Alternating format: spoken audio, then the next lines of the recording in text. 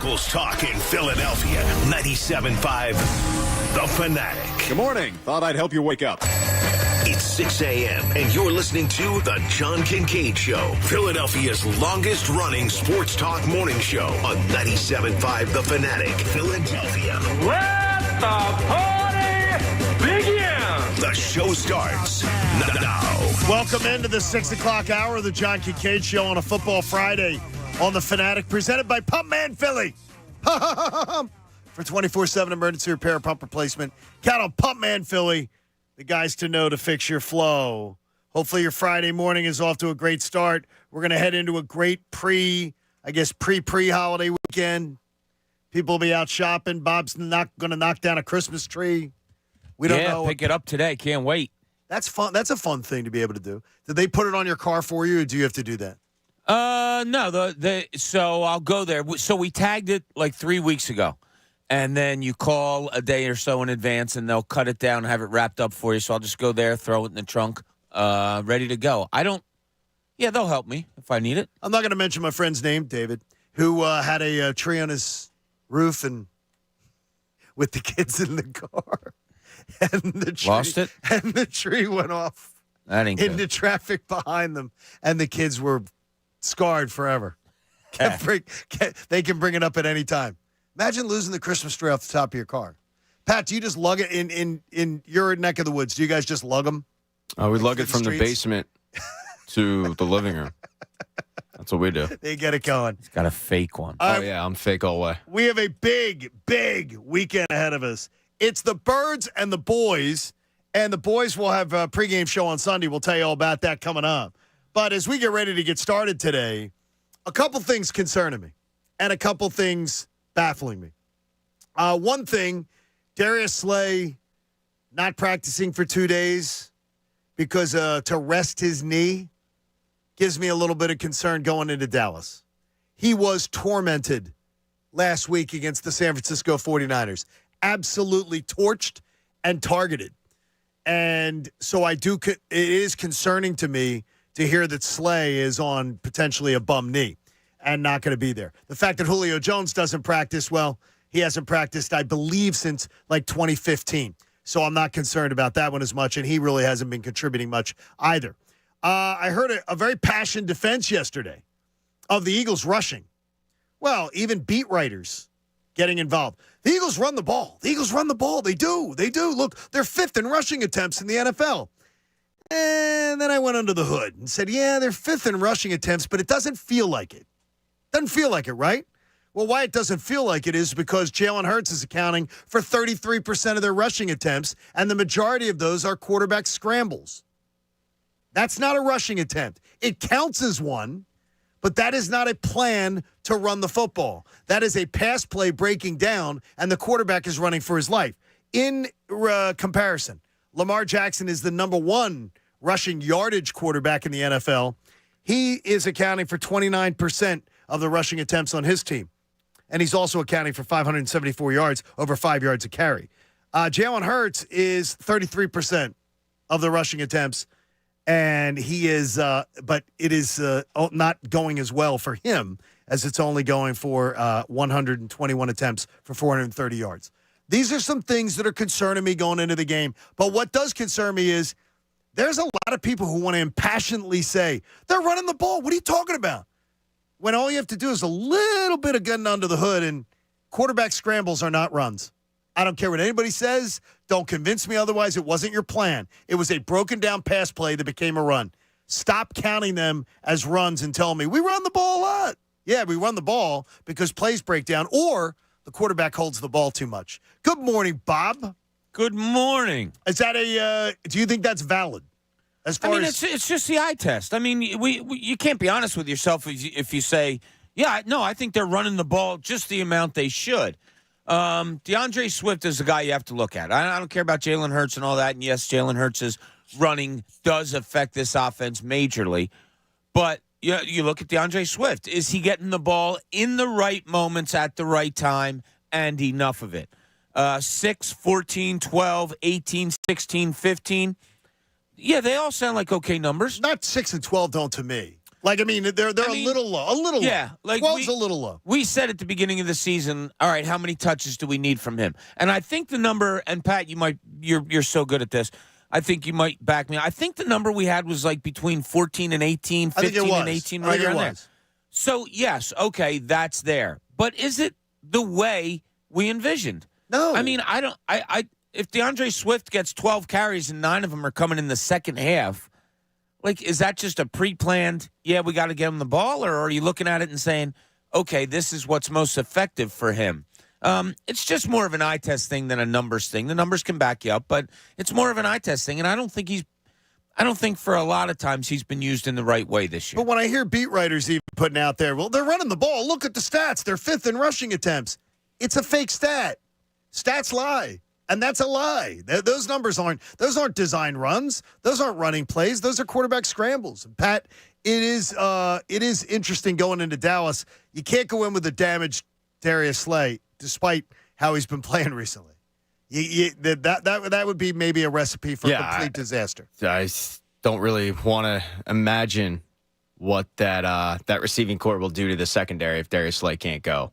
And you're right, like he hasn't been playing great lately, but he's better than the other options of like Eli Ricks and Josh Jobe and those kind of guys. So it's I was surprised to see him on the injury report again. I kind of thought, all right, rest. Yeah, it makes sense. That tracks. To see it again and the knee injury and all that, I'm like, I really hope this isn't going to be a Fletcher Cox situation where I go, no, he'll play. And then the inactives come out and he's not playing. Could 3 in 13 games have something to do with it, though? Honestly, absolutely. For a player, yeah, for a player that age, yeah, exactly, 100%. Yeah, I mean, I think when the first day they got back at practice and it was only a walkthrough, but they had to put the injury report out as if it were a regular practice. I think there were a lot of vets on the injury report of like, hey, just rest, just give him some rest and get him going. I'm not worried. I mean, they prepared for the Cowboys just like 4 weeks ago, so I'm not worried about them knowing what the Cowboys do or being familiar with their personnel or how they like to do things, but. This is a big game for the Eagles. It's a very, very big game. And it is, we talk about measuring sticks. I don't consider a measuring stick when they've already beaten them once. They've already beaten the Cowboys once. So I never go into a season expecting the sweep, but I'd sure love to see it for the first time in 12 years. Yeah, I would love to see it. It's going to be hard. God, the Cowboys are playing such good football. Over their last 4 games, 4 wins, they're averaging 42 points a game. Like, think about that. That's what they're averaging. And that's what San Francisco pasted on you last weekend, and we saw what a domination that was. That's what the Cowboys are averaging over their last 4 games. Their offense is humming. We heard Shefty say it the other day. They are just motoring right now. It's going to be a tough football game on Saturday. Well, let me put it this way. I hope it's a tough game. I hope the Eagles play tough. Talking to our friends down the hallway, Steve Aslotti, he's just like, when was the last time you saw an Eagles player like really just consistently hit somebody hard? And it's a good point. It's not on this team. It's more right now. It's more of a science. Yeah, it's more of a science with this Eagles team. Like the coaching and where to be and how to be and all that. I think the offense is more physical than the defense. In all honesty, are you saying offensive line? Offensive line, A.J. Brown, right. They block pretty well. Wide receivers do also. Yeah, I do. I think it popped into my head this morning. I think the offense is more physical than the defense a lot of times. Well, they certainly don't play. There was a day and age where the Philadelphia Eagles were intimidating. I don't think they're intimidating physically at all, like as a team. Their pass rush is great at getting after quarterbacks, but I mean, this year it's been a bunch of hurries, Pat. It's been a bunch of, it hasn't been the physical beatdown, the hitting of the quarterback that we saw last year consistently power this team. Yeah. The lack of physicality is definitely there. I don't know how you get it back. Well, I don't know that they ever had it. Some of the players have ever had it. I think some did. It's just like Hassan Reddick, I think, has it. Yes. Like Hassan Reddick, I think, is physical. And I think he actively goes out there and looks to put it on you. But it might just also be like the way of football in today's game. They tried to take out the big hit, the physicality. Sure. You got DeAndre Swift lowering his shoulder and running people over, and he's getting fined. So it might be a philosophy in the Novacare complex of like, don't take the unnecessary, big hit that we kind of saw San Francisco doing, don't take that because you don't want to get a penalty. That's not bad. I mean, it's one thing to think of it philosophy-wise. Just tackle, make sure the guy's down. But in terms of lowering your shoulder and making your presence felt, don't do that because if you hit somebody too hard in today's day and age of the NFL, you're tar and feathered. Is that juice worth the squeeze? The potential fine, the potential of suspension, those type of things. But they just don't have an intimidating type of feel to it. Doesn't feel it. No, that's a good word, John. It doesn't feel like it. Doesn't feel it. I don't look, and I really didn't think of it before until we had the conversation this morning before the show. They just don't thump a lot. They don't.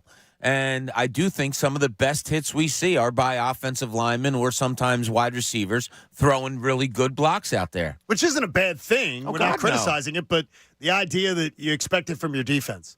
This city has always celebrated that defense, but I'm telling you, the discussion of the offensive coordinator this week has been one of the more shocking things to me, though. All the beat writers getting involved in it, the talk shows getting involved with it, the callers being involved with it. It really is interesting. I think that Brian Johnson is getting some, I guess, undue attention at times. And then other times you look and you say, okay, things have to be discussed. But it is interesting who we decide to put the focus on. The 6 a.m. sponsor is Bradford White Water Heaters. They're great. Bradford White is here for the pro. They'll take great care of you and make sure you've got all the hot water you need to be able to do all the things in your house that you got to get done. So one short little mention here before we get rolling on into some more Eagle stuff. Flyers win again last night. Patty, the Flyers, 14-10?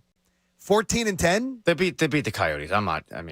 That's cool, but Pat, there was 2,025 people at the high school stadium. If you don't beat the Coyotes, I'm not saying you sound the alarms. Well, they got almost the same record. You expect to beat the Coyotes. They're the friggin' Coyotes. I got you, but they got almost the same record as them. They're the Coyotes. They're a joke. They're a joke of a franchise. They play in a college arena, and they can't even sell that out. The majority of fans there are Flyers fans. Remember that arena that we saw when we had our Philly Sports Trips tailgate? Yeah. Uh-huh. And that Gila arena, and it's just sitting there empty. Mm-hmm.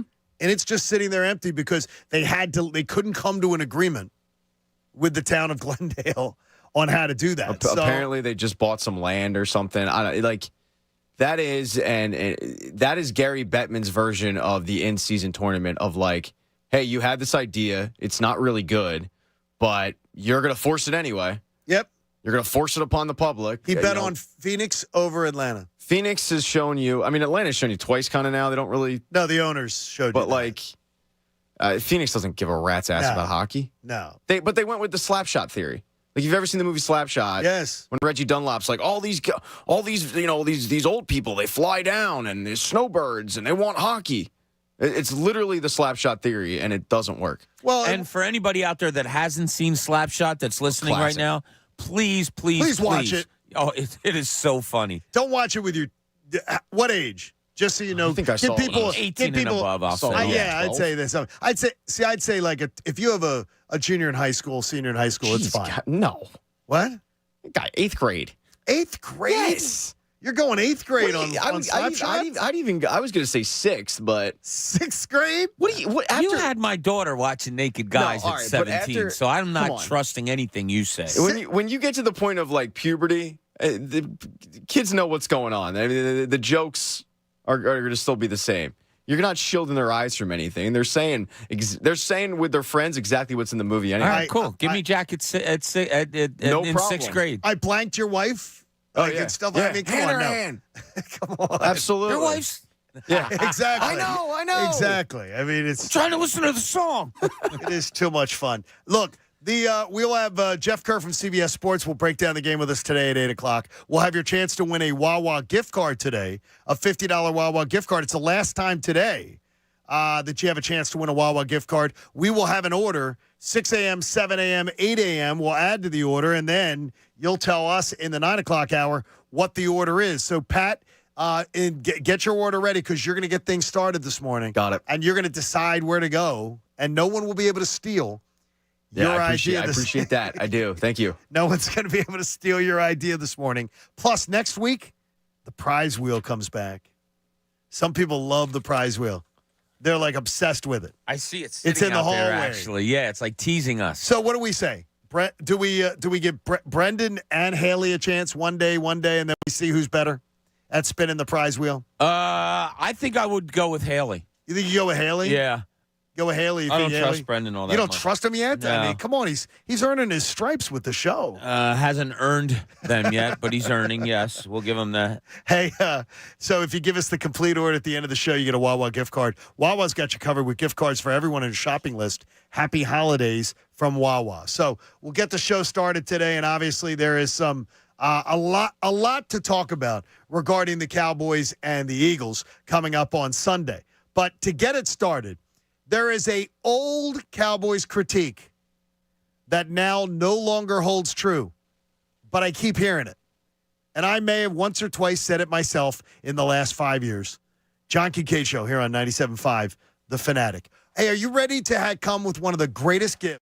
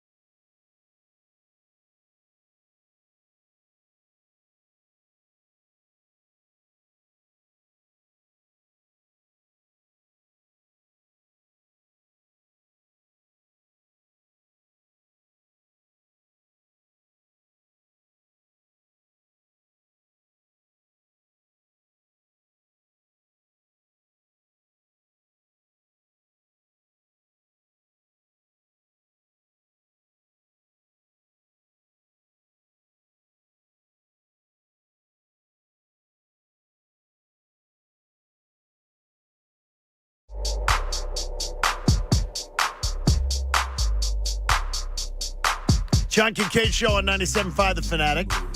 What's the date? December 8th. We're not What's getting wrong? any. I need to you want see Christmas music? I need you to don't see like the Pat same. bopping. You don't like the same 8 songs that we play every day?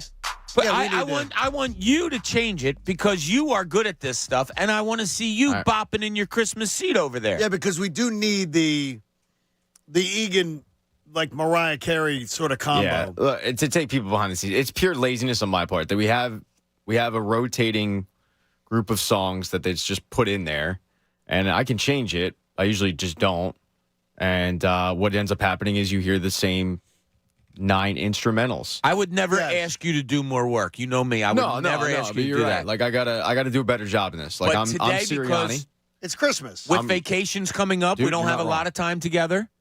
Okay, Say less. like some Say of us less. take days off. But See? you're good. All right, good. It's taken care of. All right, He's you're got the it. man. You are the best. All right. All right. Yes. I got to ask you to be honest.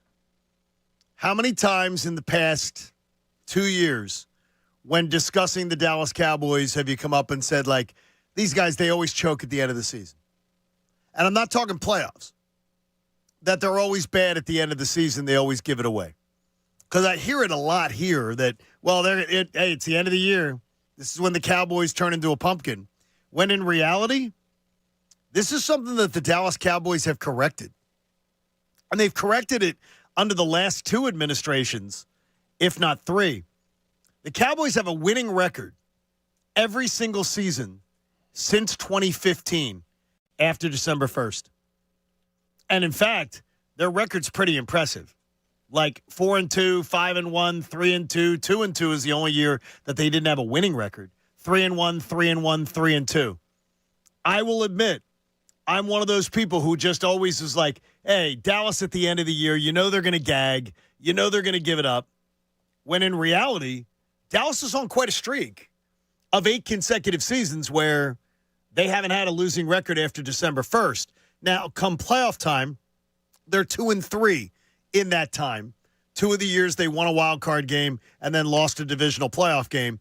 And then 1 year they lost a wild card game to San Francisco at home. San Francisco is their problem, is their boogeyman.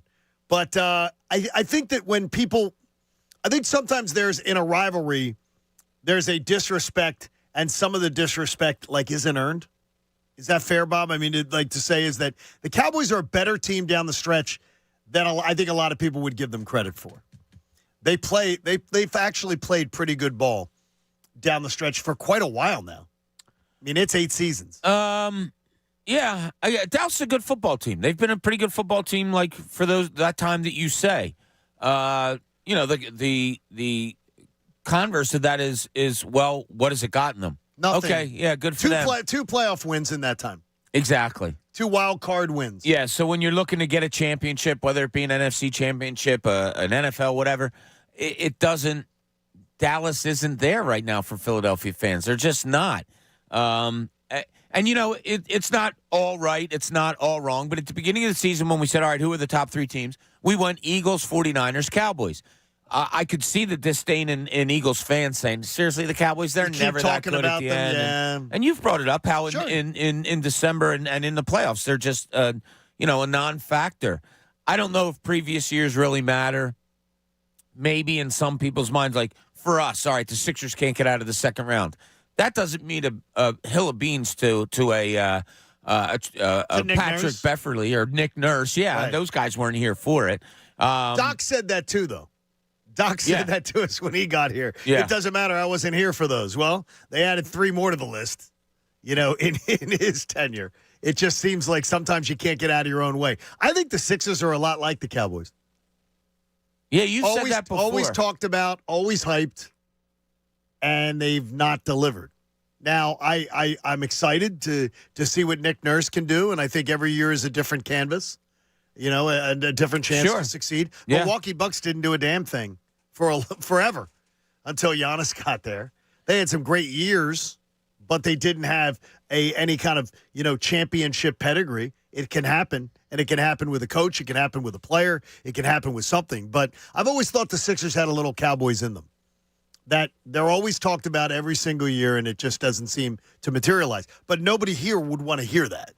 as far No. as I said it out loud, but nobody wants to think that. No, But not Dallas, even a little but bit. Dallas, I think Dallas is better than they've been.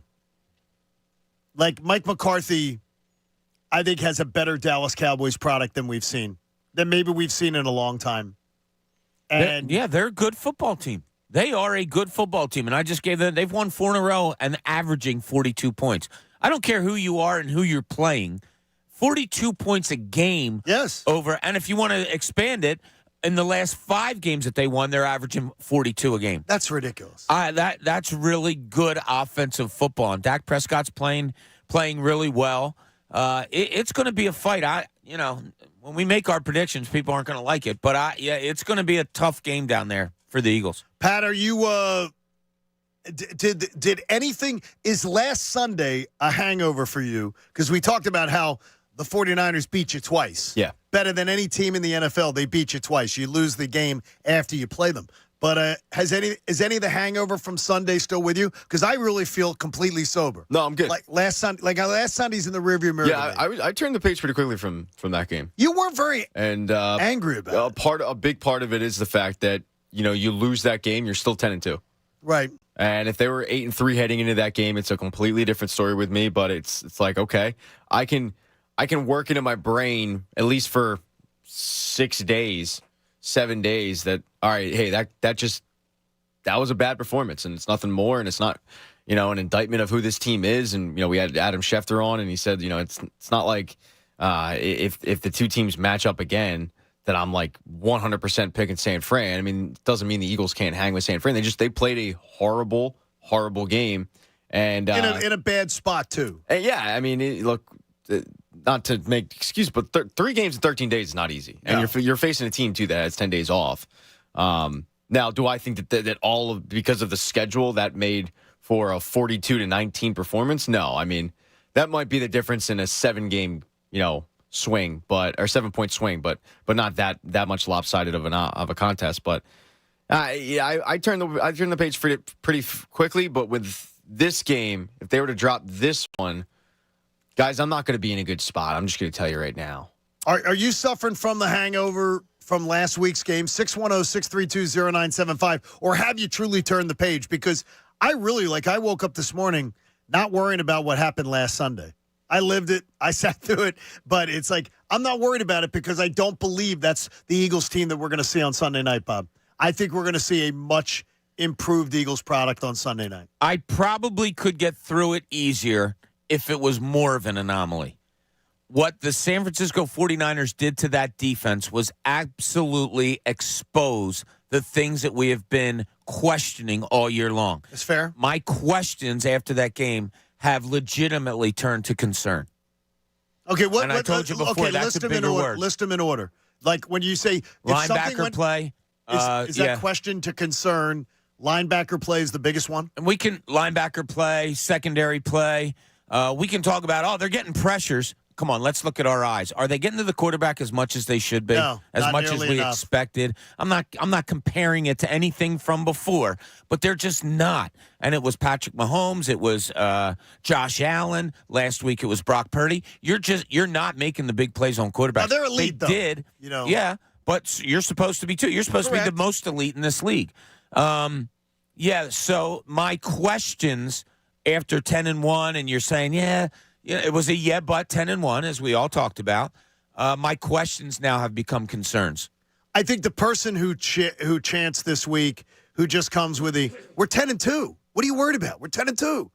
I think that's Pollyanna. Like, to me, that's really not looking at it objectively. But it still is factual that if you can win this Dallas game, things are looking really, really good.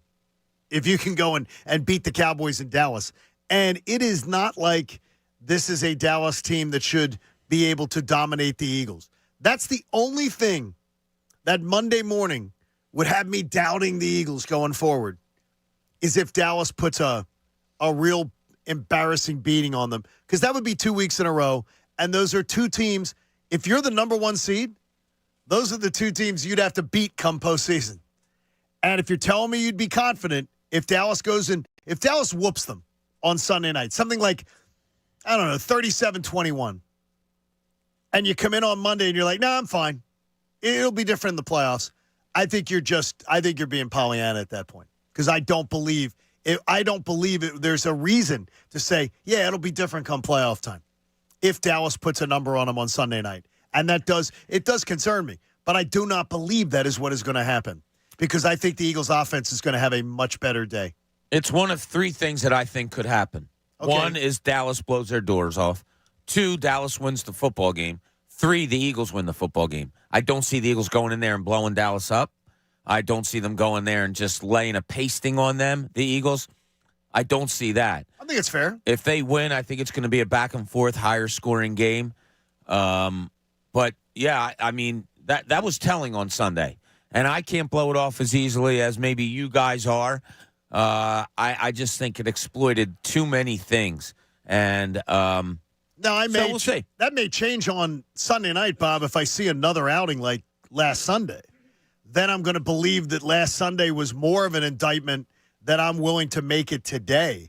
And again, I don't want it to be an indictment. That's another, I'm hoping it's not an indictment because if it is, I think we've been, as a fan base, we've ignored what was right in front of our face. If Dallas goes out and put a number on them, that tells me we ignored what was right in front of us all year long. And we just wrote it off as saying, it's not really what we're seeing. Well, it's almost like there's evidence there, but because you know the person isn't guilty, you can't really present it. Yes. I mean, you're 10-1. Is there evidence that maybe they're not really as good as 10-1 indicates? There was, but like we all talked about before, the headline was just there, 10-1. So diving deep into evidence of why they shouldn't be, nobody wants to try to be that person. I don't believe and I do believe they are among the elite teams.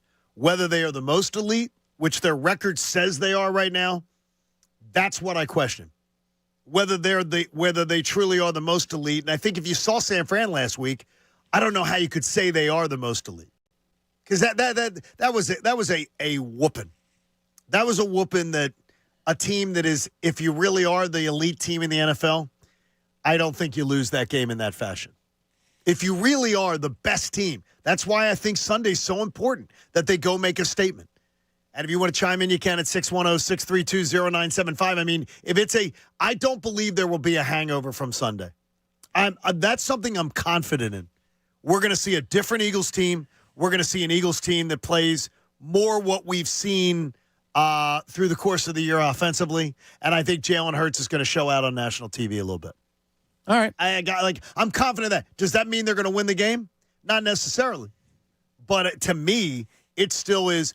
I'm confident that what we've seen was not a mirage all year. And that the Dallas Cowboys may be a bit inflated because of what we've seen all year. An easy schedule is not even the word. And the two winning teams, the two that they played, they lost to the Eagles and they lost to the 49ers. So they got to be saying the same thing.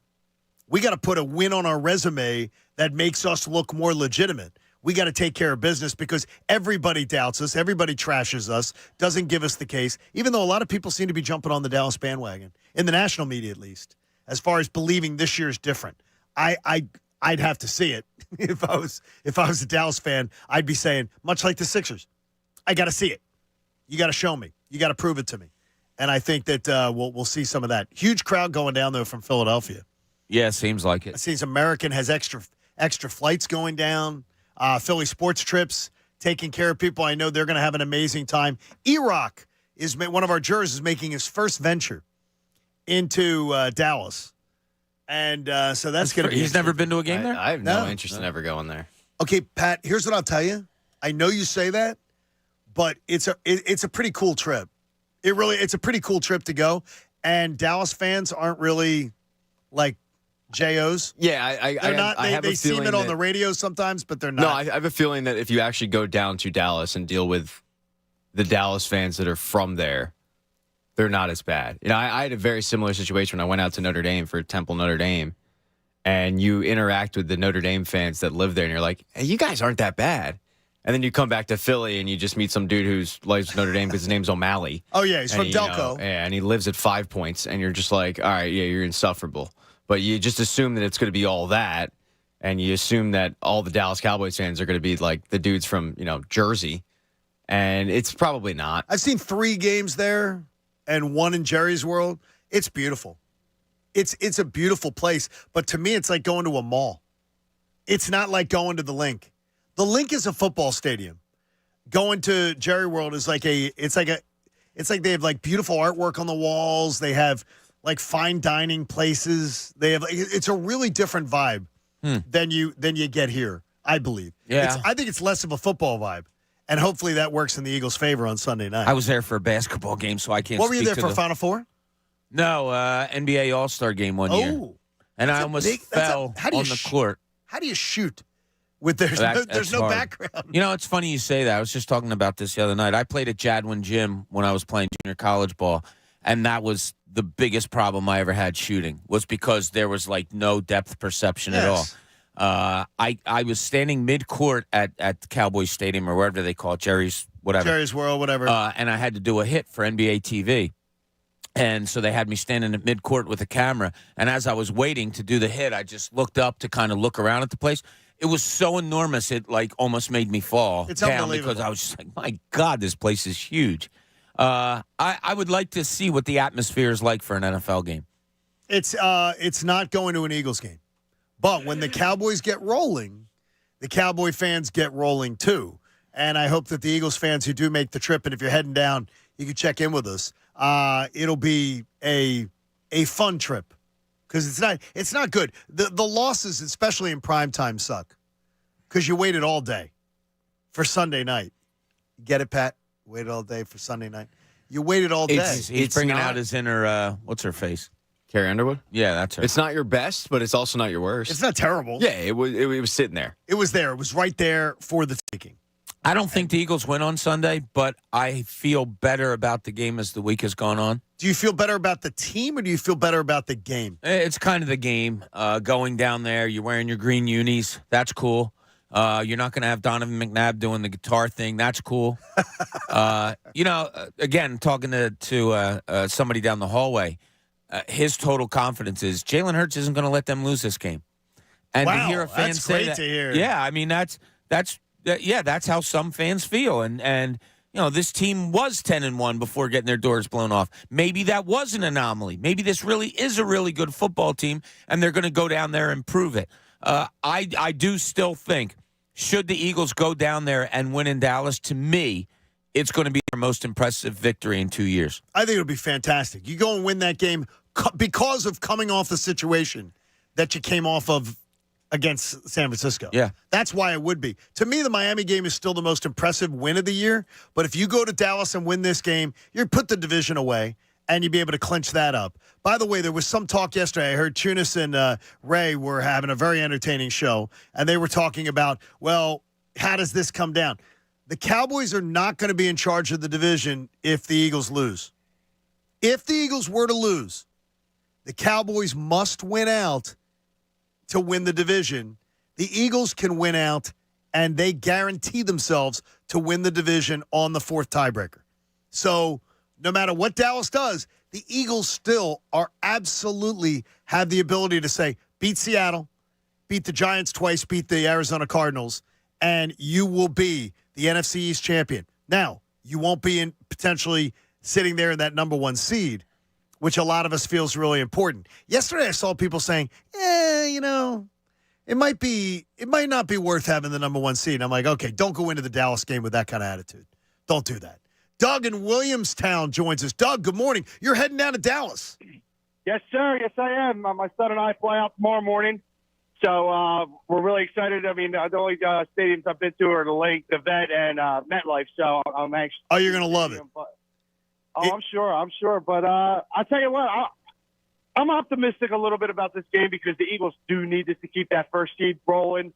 I do think that Jalen's going to bounce back. He's not the type that just rolls over. And, I mean, if you go statistically, never lost a back-to-back game yet. Yeah, I'll tell you this, with Jalen Hurts, and Doug, travel safely, buddy. I have a lot of confidence in Jalen Hurts not Like he's one of the other reasons he doesn't lose. He doesn't go into tailspins in his career. He hasn't. He shrugs off. He tends to have, when he has a subpar effort for him by his standards, he tends to bounce back in his career, college and pro. He has tended to bounce back. Let's hope he could do it. Yeah, he had the luxury last year. Yeah, he had the luxury last year of an easy schedule, and therefore bouncing back at any time, is easier done than said. Sure. Yeah, we'll see. Like I said, this is a telltale game. This to me really proves a team's worth. That's why I call it, if they do win, the most impressive in the last 2 years. This is a spot. This is a spot. You look at seasons and you say, if it's 82 games that you're playing, you might look at a 10 game spot that you say, we were really good there, really bad. I think this is the spot for the Eagles this game. Bob asks us if we're holding out hope with the Eagles. What are we looking to happen? We'll get to that, plus more your calls at 610-632-0975. If you shrug off the last week's loss, I think that's a good thing. We're going to get to that coming up. John Kincade Show on 97.5, The Fanatic. My friends at Beyond the Leaf, have you heard of them? Have you seen their trucks? Well, if you're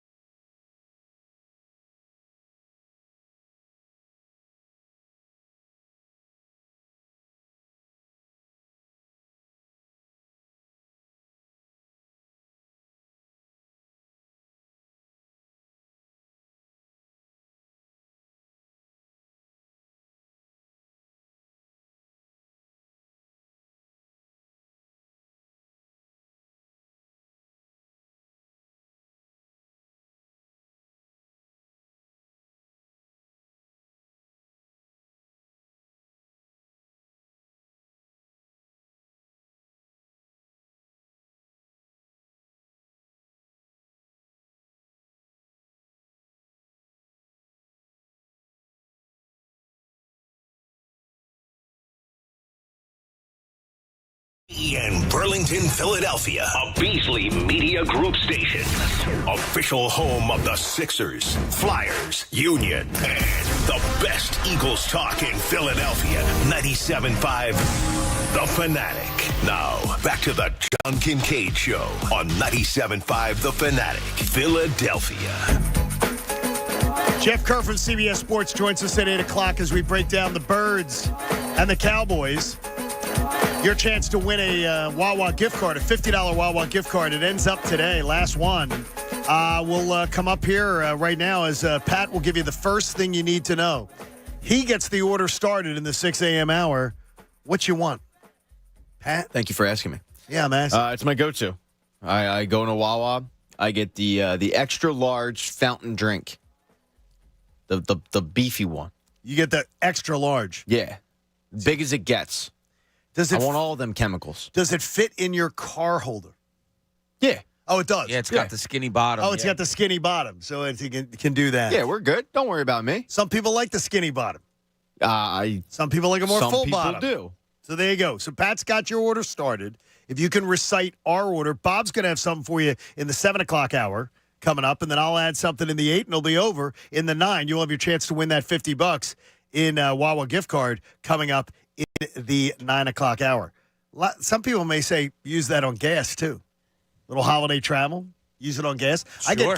I get my gas at Wawa often, at the skate park Wawa, Pat. The skate park, me and the skateboarders in there getting it all set. Yeah, you and Spicoli? Yeah, Spicoli's in there. Actually, he was a surfer. He wasn't a skateboarder. He was a surfer. I apologize. Hello, to Mr. Hand. If you're here and I'm here, doesn't that make it hard time? It makes it hard time. Hey, we have some people who want to chime in with us. Are you over last week's loss? And more importantly, does that hangover create a crisis of confidence going into Dallas? Dom in Glassboro, he's a confident guy. He joins us here. Dom, good morning. You're on the Fanatic. Hey, guys. How you doing today? Good, buddy. Unfortunately, I have to say the hangover from last week is still a little there for me. It is? The least confident. Yes, this is the least confident I've been going into a game since we assembled this roster early last season. Wow. Wow. Yeah, they're 10-2. That's an objective fact. They find a way to win games. That is also an objective fact. But last Sunday felt like, you just call your significant other cheating on you. Now you're wondering, did they even love me at all? So hopefully my Tuesday Monday is different. But, I just my feeling is not as good as I wish it was. Bob, how do we get Dom over his hangover? You have any idea? Like, is tomato juice? There's some people. Stay drunk, Tom. Yeah, that's all. Thanks, Dom. Have a great weekend, buddy. That's the only advice I have for you. I understand it, and I think that Dom is being a good, a smart fan that he's basing it on. Look, my eyeball showed me this team's not as good as I thought, but I sort of hope more people are. I'm not going to ignore what happened last Sunday, but I will keep it. Let's just say I believe it in a little more proper place until they prove me differently. And if they were to go out and wet the bed again in Dallas, then those are the two teams you're going to have to get by to go to the Super Bowl. So there's not really a lot of confidence that, in a few weeks we'll fix it. We'll beat the Giants and we'll beat the Cardinals. We'll beat these bad teams and get on a roll, and then we'll beat Dallas and we'll beat San Fran. It's going to be a little harder to sell that to me, at least. Well, yeah, if there wasn't questions, if last week things happened that you hadn't seen all year, yeah, you'd say, wow, that was strange. That was a weird game. I don't know what happened there. But it wasn't that. Yep. It just simply was a better team than you faced this year, exploiting what people and yourselves thought may have been weaknesses all year long. Anthony in Philly joins us. Anthony, good morning. You're on the Fanatic. How are you, buddy? Good morning. How you doing, brother? I'm doing well. Great to hear from you. Yes, sir. My honest opinion, obviously I didn't forget last week. I have a lot of friends who remind me every day about what happened. Oh, no. But my thing is, with Dallas, I'm actually feeling pretty confident. You have Jalen Hurts going back home. I don't think he's going to get. Well, he's from Houston, though. He's from Houston, but he's still in Texas. That's like saying Pittsburgh, someone's coming home. Someone from Pittsburgh comes home to Philly. Yeah, you would think your parents would love you enough to make the drive. I hope they do. You get Goddard back, which is huge, not just in the receiving game, but in the blocking game. And honestly, if you can't bounce back with the amount of veterans we have, and you can't bounce back after getting beat, like physically beat up in front of your home base, then honestly, you can't trust them. You got to go in Dallas. If you lose by 3, you lose by 3. It happens. But I really think the Eagles going. I think A.J. Brown's a big game. I think Hurts runs 2 in, throws for 2. I think we're going to go in and we're going to shock the world Sunday night, baby. Okay, I like your attitude. I like your tone, Anthony. Thanks. Have a great weekend. I don't. Yeah, we've heard that a lot this week. That you can go in there and play a good game and you'll be okay if you win or lose. Okay, you lose 38-35, something like that. Are you still not going to have major concerns now about the linebackers' secondary safety position? I may have a large concern still about the defense, Bob, but if they were to play a good game, a really good game, and it's 38-35, like the Super Bowl. That's what's the Super Bowl score. You go out and do that and you lose, I'm not going to be pulling out my hair on Monday morning going, man, I've down. But if you go out and lose 37-17, absolutely. It'll matter to me. Because I never go into a season expecting to sweep Dallas.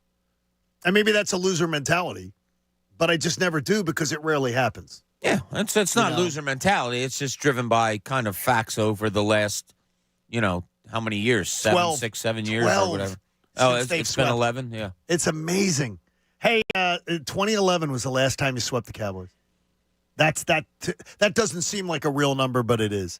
Hey, 7 a.m. hour brought to you by the all-new Bet Parks app. It's a sports book and casino in one sleek and easy-to-use app in Pennsylvania and New Jersey. Let the Bet Parks app take you to so many fun places this weekend. I'm looking forward to it. And I see you guys always on the pregame show. You guys are always giving stuff out.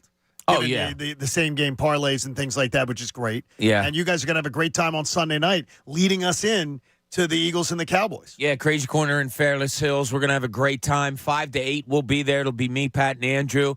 Yeah, we'll have tons of things to give away. Our friend Mopar, I think, is going to be there with us. Yeah, so if you're out near the Fairless Hills area and want to either come and have a cocktail and some bites before the game or stay for the game, we're going to be there. We'll have a lot of fun. Come on out. Say hi. Where was Mopar, though, when we were up there in Fairless Hills at the Rally House? He had a date that night. Oh, he did? Yeah. So he carried over? Yeah, he had. Yeah, it was, yeah. Hope his lady doesn't know that he was Might be a nighttime guy, Might not be a lady we could know. Be, yeah. Yeah, we might know the lady that he was dating, so that's cool, too. Could be. So good job, and it'll be a good time for that. So stay with the Fanatic all weekend long to get yourself ready for this matchup.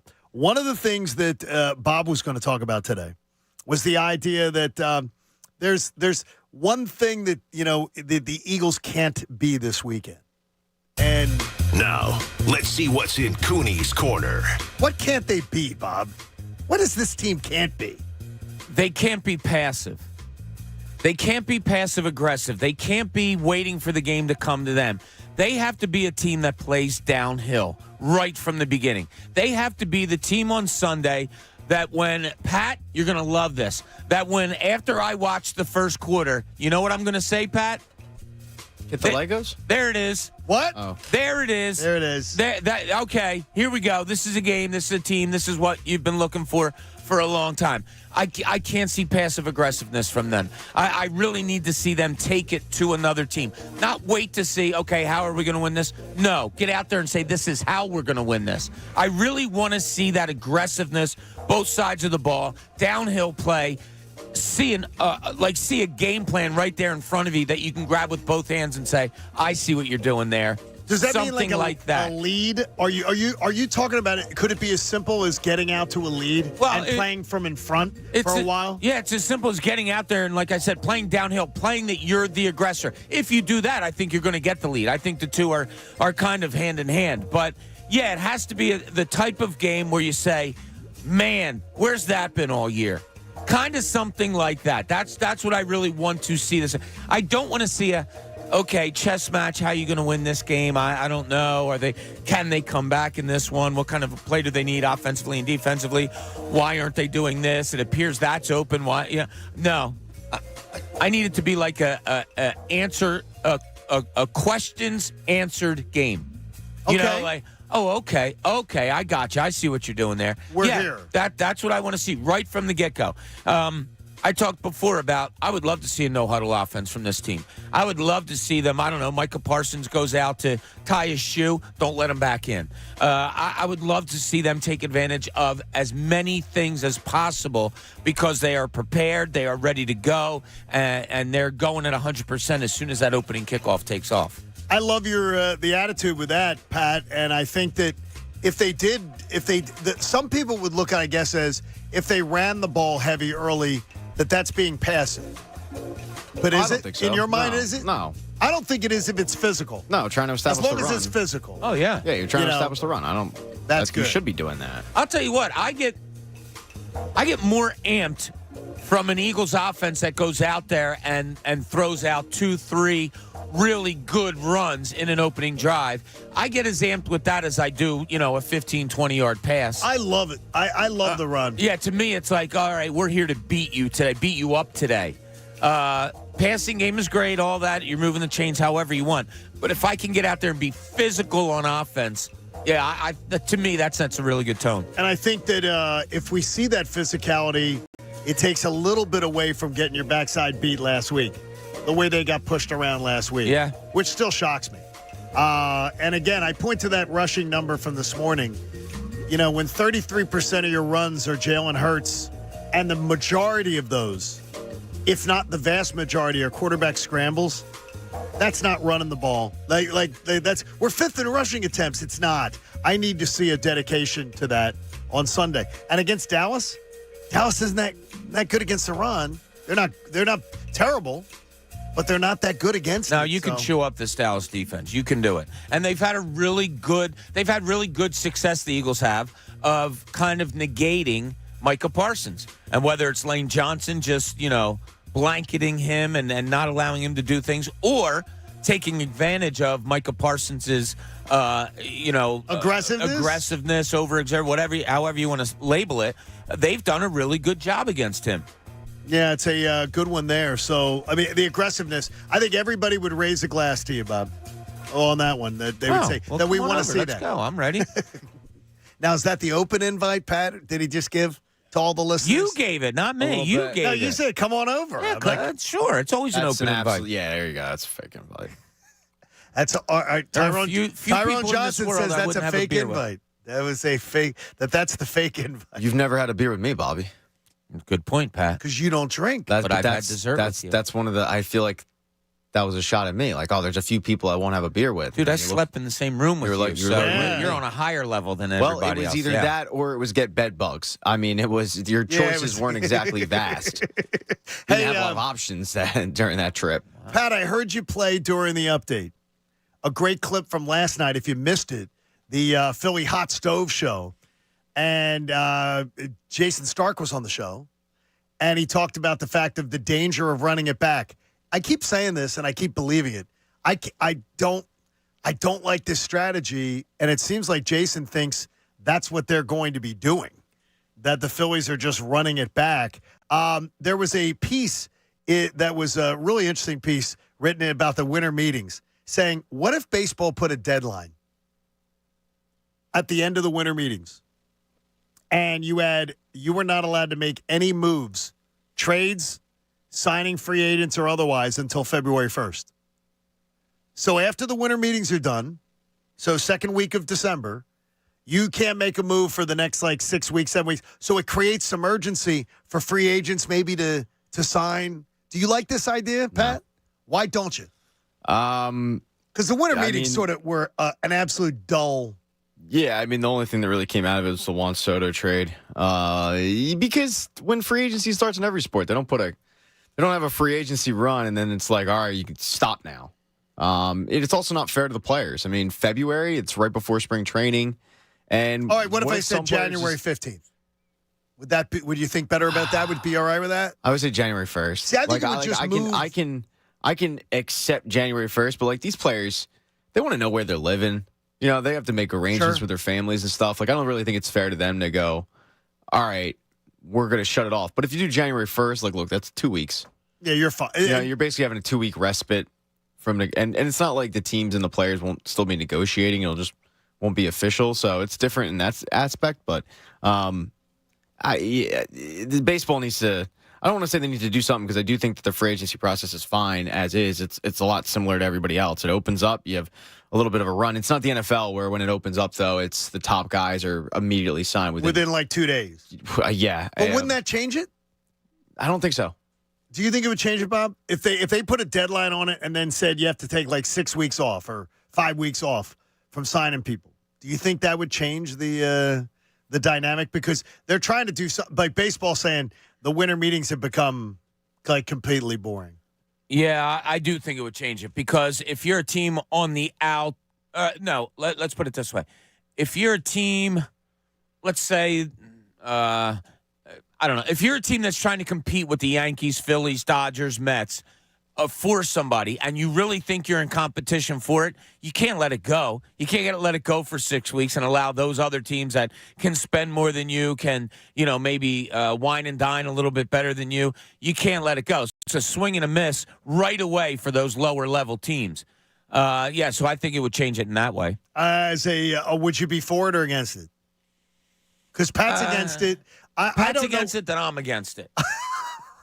You're just I don't know if I'm the trailblazer that you think. No, but I think as though the Pat. I understand your point of this. Like it is a maybe not fair situation, but I think the problem is it ends up hurting the guys that you necessarily don't think about. Like I don't think this makes a top level guy like I don't think it makes an Aaron Nola sign right away. So you think Aaron Nola would? I think it would still take a week or two because he knows that he has until whatever date until they shut it down. And at that point, I think most of the top level free agents are kind of still are kind of signed already. I mean, look, like right now, Shohei's still out there. He might take his time, but Shohei's not worrying about getting a deal. But let's say hypothetically, the San Francisco Giants want to offer Shohei $600 million. They're waiting on his answer. Okay, so he says no. Well, they have to use that $600 million somewhere. It trickles down to the bench bat that now is having to wait. So I think it ends up screwing over the fringe guys in the MLB and not necessarily the guys that they know they'll cash in no matter what. I think the longer this Shohei thing goes on, the less likely it is that he leaves. That he just stays with the Angels. Really? Yeah. I'd be surprised. So you think the opposite of that? Like the longer it goes on? I just don't think he's going back to the Angels. Yeah, I got a feeling. I have a weird feeling that he is. That's what's going to end up being. I think Ron Washington will be a great salesperson as far as selling that to him. But I'm not sure. I mean, it's the number one thing, and there's no talk on it. Like there's no talk about where he's ending up. I mean, the latest I saw was L.A. Yeah, Toronto. Dodgers met with him, right? Toronto and the Dodgers. Yeah, those are the three teams that have kind of been. I'm sorry. Toronto, the Dodgers, and the Angels are the three teams that have kind of been like mentioned recently. And it looks like Seattle's not really in. That's surprising. I'm really surprised by it. Maybe they just don't think they can afford it. Like the Cubs are apparently out. And the Cubs are out supposedly. So, hey, it's Hot Stove, the Hot Stove Show. That was great last night. Philly Hot Stove. You catch it here on the Fanatic, and Ricky Bo. Let's just say he can bring the big stars to the table too, which is great. So be listening for that all off season long, which is great. Obviously, we are consumed with the Eagles and the Cowboys coming up. Jeff Kerr joins us at 8 o'clock to break it down today. But Pat was saying the Eagles team needs some nastiness. And is there a way they could get it back easily? We'll get to that next. It's the John Kincade Show here on 97.5, The Fanatic.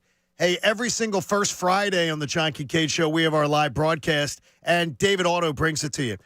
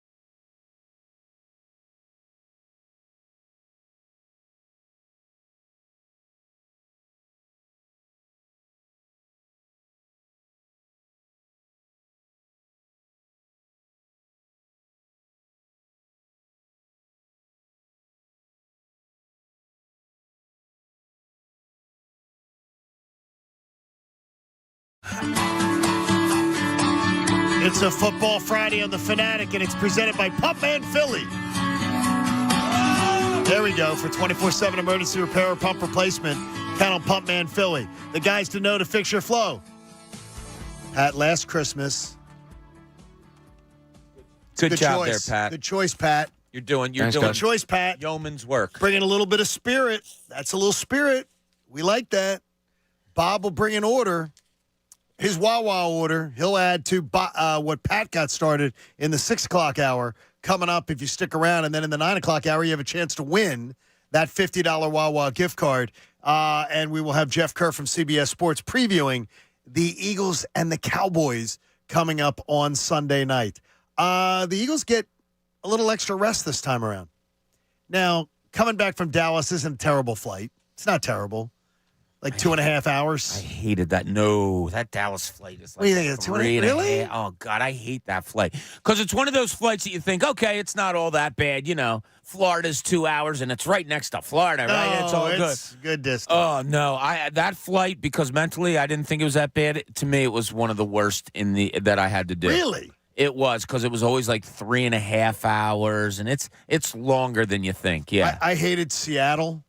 I love that flight. Gosh, that flight took, like, to me, I thought I was flying to Hawaii. It's a long flight, but every time I took it, like I would say, 5 to 10 times that I took it, always seemed to be on a Sunday morning. Oh, okay. So, I had the Sunday paper there, and it was just, I knew I was going to be in the plane for 5.5, 6 hours. Yeah, I didn't mind that so much. You're right, though. It is a long flight. I hate that flight. All right, we have Pat is talking about this Eagles game in a way that is, he wants to see a little nastiness come back to this team. And I think it's something that everybody has been asking about. Can this team bring the nasty back? And Pat may have an Eagle plan. This is Pat's point of view. Here's Pat. Is Hi, it guys. evil? Is it Hi, an Pat. evil plan? I don't think so. Not evil? Okay, well, we'll see. Yeah, look, we talked a little bit about it earlier. The Eagles, they just don't seem to really hit all that hard. I don't know what it is, but like there was definitely a level of intensity that was missing in Sunday's action. And then you think back and you go, yeah, it's kind of been missing for a while now. So take this for what it's worth. But there was a Twitter account called ML Football. Okay. It's got 120,000 subscribers to it. And they had a report a couple days ago that said 5-time Pro Bowl defensive lineman and Ndamukong Suh expected to sign with a contender. Eagles are viewed as the most likely destination for the 36-year-old. I would take him in a heartbeat. Why I'd is take it him waiting back. so long? Last year he kind of said, like, I'm at the point in my career where I don't need to play. And I'll just ring chase. I'll go back for a contender, but I'm not at the point where I need to come in training camp and do all that. I'll stay in shape, and if you need a rotational guy, I'll be there. Well, Eagles kind of do need a rotational guy. You've got Jordan Davis. He might have already he probably did eclipse the amount of career snaps he's played. Absolutely. College and pros. Jalen Carter, same thing, right? Milton Williams is a little banged up. So I don't think bringing him in can hurt. Fletcher Cox is dealing with a groin injury. Like, I'd bring this dude in a heartbeat. But the only difference is this time when I bring him in, he's not going to be starting. Last year you brought him in and he was starting with Linville Joseph. When Jordan Davis was out injured. Yeah, and then when Jordan Davis came back, he kind of took the back seat to these guys. He would be a rotational player for me. But my fear is, and I brought this up, they don't rotate guys. They really don't rotate guys. We're used to, as Eagles fans, seeing a rotation, whether it be defensive ends, defensive. They don't do that. I don't know what it is, but Sean Desai loves to just play his starters, and that's about it. And every once in a while, you'll see a backup in there, but it's kind of few and far between. But just in the term of, like, nastiness, yeah, I would take this guy back. Oh, he's nasty, all right. You make a good point there, because it is something that this team is lacking. The physicality, the nastiness. I wouldn't mind seeing it either. You're right. Like, Why is he not here today, though? It might be on him. It might be on him, yeah. I mean, He's saying, like, what does he want to come in? I got 5 games left in me. Not 7, not 8. I got okay. 5. Yeah, Yeah. okay. I saw a great tweet, and I can't attribute this to the person. I don't know who. I forgot who it was, but it was video of the James Bradbury on the sidelines, and the 49ers players were walking right through him and knocking into him. Oh, yeah. I talked about it the other day. And the tweet was like, if Ndamukong Suh's on this team, that ain't happening. Correct. And the referees were right there. He's a bully. Like, the dude is a bully, but he's a bully that you want on your side. He's been a cheap shot artist, too, in his career. He has. Which is it's fine. happened in the past. Which is, He's reformed. He's a reformed cheap shot artist. Yeah, if you're looking for a guy on the street in December that could maybe help your team and bring some edge, I don't think you need to look any further than Ndamukong Suh. Now, I don't know how real this report is, but I would at least make the call to see if he'd be willing to come back. I'm just shocked he's not there now. But maybe it's on him. Maybe he doesn't want to. Seriously, a guy to come in and play the Giants and the Cardinals and. Yeah, gets his legs under him for a playoff push. Okay. Yeah, okay. He's playing it smart. There you go. I like the nastiness angle, though, Pat. They need to do something, man. Yeah. That's why I was thinking you might have had an evil plan. No, it's just because nastiness tends to be a little evil. When you reach this point of December, it's who's out there, and not a lot of guys are, and you're seeing this more and more recently of veterans kind of sitting on the sidelines and waiting to kind of pick their spots and ring chase a bit. And he showed last year, but he came in October last year. He did, yeah. So he came in around Halloween, if I'm not mistaken. But I'd heavily consider bringing him back in. That in that situation, is the juice worth the squeeze? To me, absolutely. They have depth at the position, but it's not like you can't afford to have that guy at the very least in the locker room. Like, is he going to hurt being around Jalen Carter again? No. And he's a pretty insightful guy. If you follow his tweets, he's never been around Jalen Carter. That's my point. That's great. He's never been around him, right? So Jordan Davis, he's around him again. Jalen Carter, first time. It doesn't hurt to have that guy around who's played at a high level, just as a mentor. It kind of reminds me of what the Eagles did with Hugh Douglas when they were ring chasing a bit, and Hugh barely played, but they brought him in to kind of be a captain, locker room-ish guy, but also bring the younger players along. This guy can bring a little level of nastiness. He can be the bully on the street to kind of protect your guys. I'll tell you, if I'm sitting there as an offensive player and my defensive lineman decides to do what Jordan Phillips did and just bum rush Cam Jurgens, I'm probably thinking twice about doing that if they've got Ndamukong Suh around. Yeah. I'm walking up to Jordan Phillips and be like, dude, what are you doing? He's going to swat you. He's going to do the same thing to me now. Thanks. Leo is telling us all, would you just stay calm? Leo, good morning. You're on the Fanatic. How are you, buddy? Hey, good morning, fellas. Hey, we all woke up this morning, so let's put it in the proper perspective. That is the proper perspective. Listen, guys, I just wanted to tell you, last Sunday, I made a video. I have a bit of a podcast, and I made a video, and it's somewhat gone viral, and I'm loving it. I have over 1,000 comments of people, Dallas Cowboys fans and San Francisco 49ers fans attacking me. And it's been awesome. What are they attacking you on? What is the point that they're attacking on? Okay, so of course we got a butt kicking on Sunday, and so my reaction video was just, "Hey, look, y'all, relax." I'll tell you this much: raise your hand if your team has 10 wins right now. I got you. And they have the most wins against winning teams in the NFL. Well, absolutely. Well, see, my point was this. My business partner was the number one high school student coming out of New Jersey back in 2008. And then he was out in 2006, and he was drafted in the top 10 by the Jacksonville Jaguars and has since retired with the Baltimore Ravens, right? So he's always telling me about how it is not an easy thing to win an NFL game. It's not. Well, what's he saying, though? Is he telling you is he agree with you, though? Just relax? No. He's just, he's different because when I watch a football game versus when he watches a football game, sure, it's fake to him. That's what I say. Leo, good job, man. Appreciate that. Bob, that's what I always say is that when I watch the All-22 or I watch some of those instructional videos on the All-22, there's just so much that I watched the game and I watched it intently and I took notes and I still missed that or I missed that. It's amazing when ex-players watch tape, how they watch it and how they explain it to you. Oh, you're missing this. The biggest part of this, the reason this play worked is because of this, which you didn't even notice. Yeah, it's one of the most fascinating things that I find about sports, and I've mentioned it numerous times, the way people watch games differently. You know, I've told you about watching film with, I think it was Brett Brown, it might have been Doug Collins, I don't remember, and he wanted to show me something, took me up to his office, and, showed me the jump ball to start the game, and he was going to the first play, and I went, oh, my God. And he said, what's the matter? I go, your players aren't ready on the jump ball. I thought that's what he was showing me. And he was like, holy cow. You had one player looking one way, another player was tucking in his when the ball was up in the air. Really? Yeah, it was wild. And his basketball mind far advanced past mine, knows so much more. And I just noticed one little thing, and it's just the way everybody looks at games. And I love it. I love watching a game with someone who watches it differently than me. Hey, if you watched last night, the Flyers won a game. You heard it here on 97.5 The Fanatic. The Flyers beat the Phoenix Coyotes last night, and Tullamore Dew has their beautiful blend of the week. And I got to tell you right now, it is the fact that the veterans and the young guys on the Flyers right now. You see a different attitude, a different energy around this team. Pat, it's true. You sat through every single painful game last year.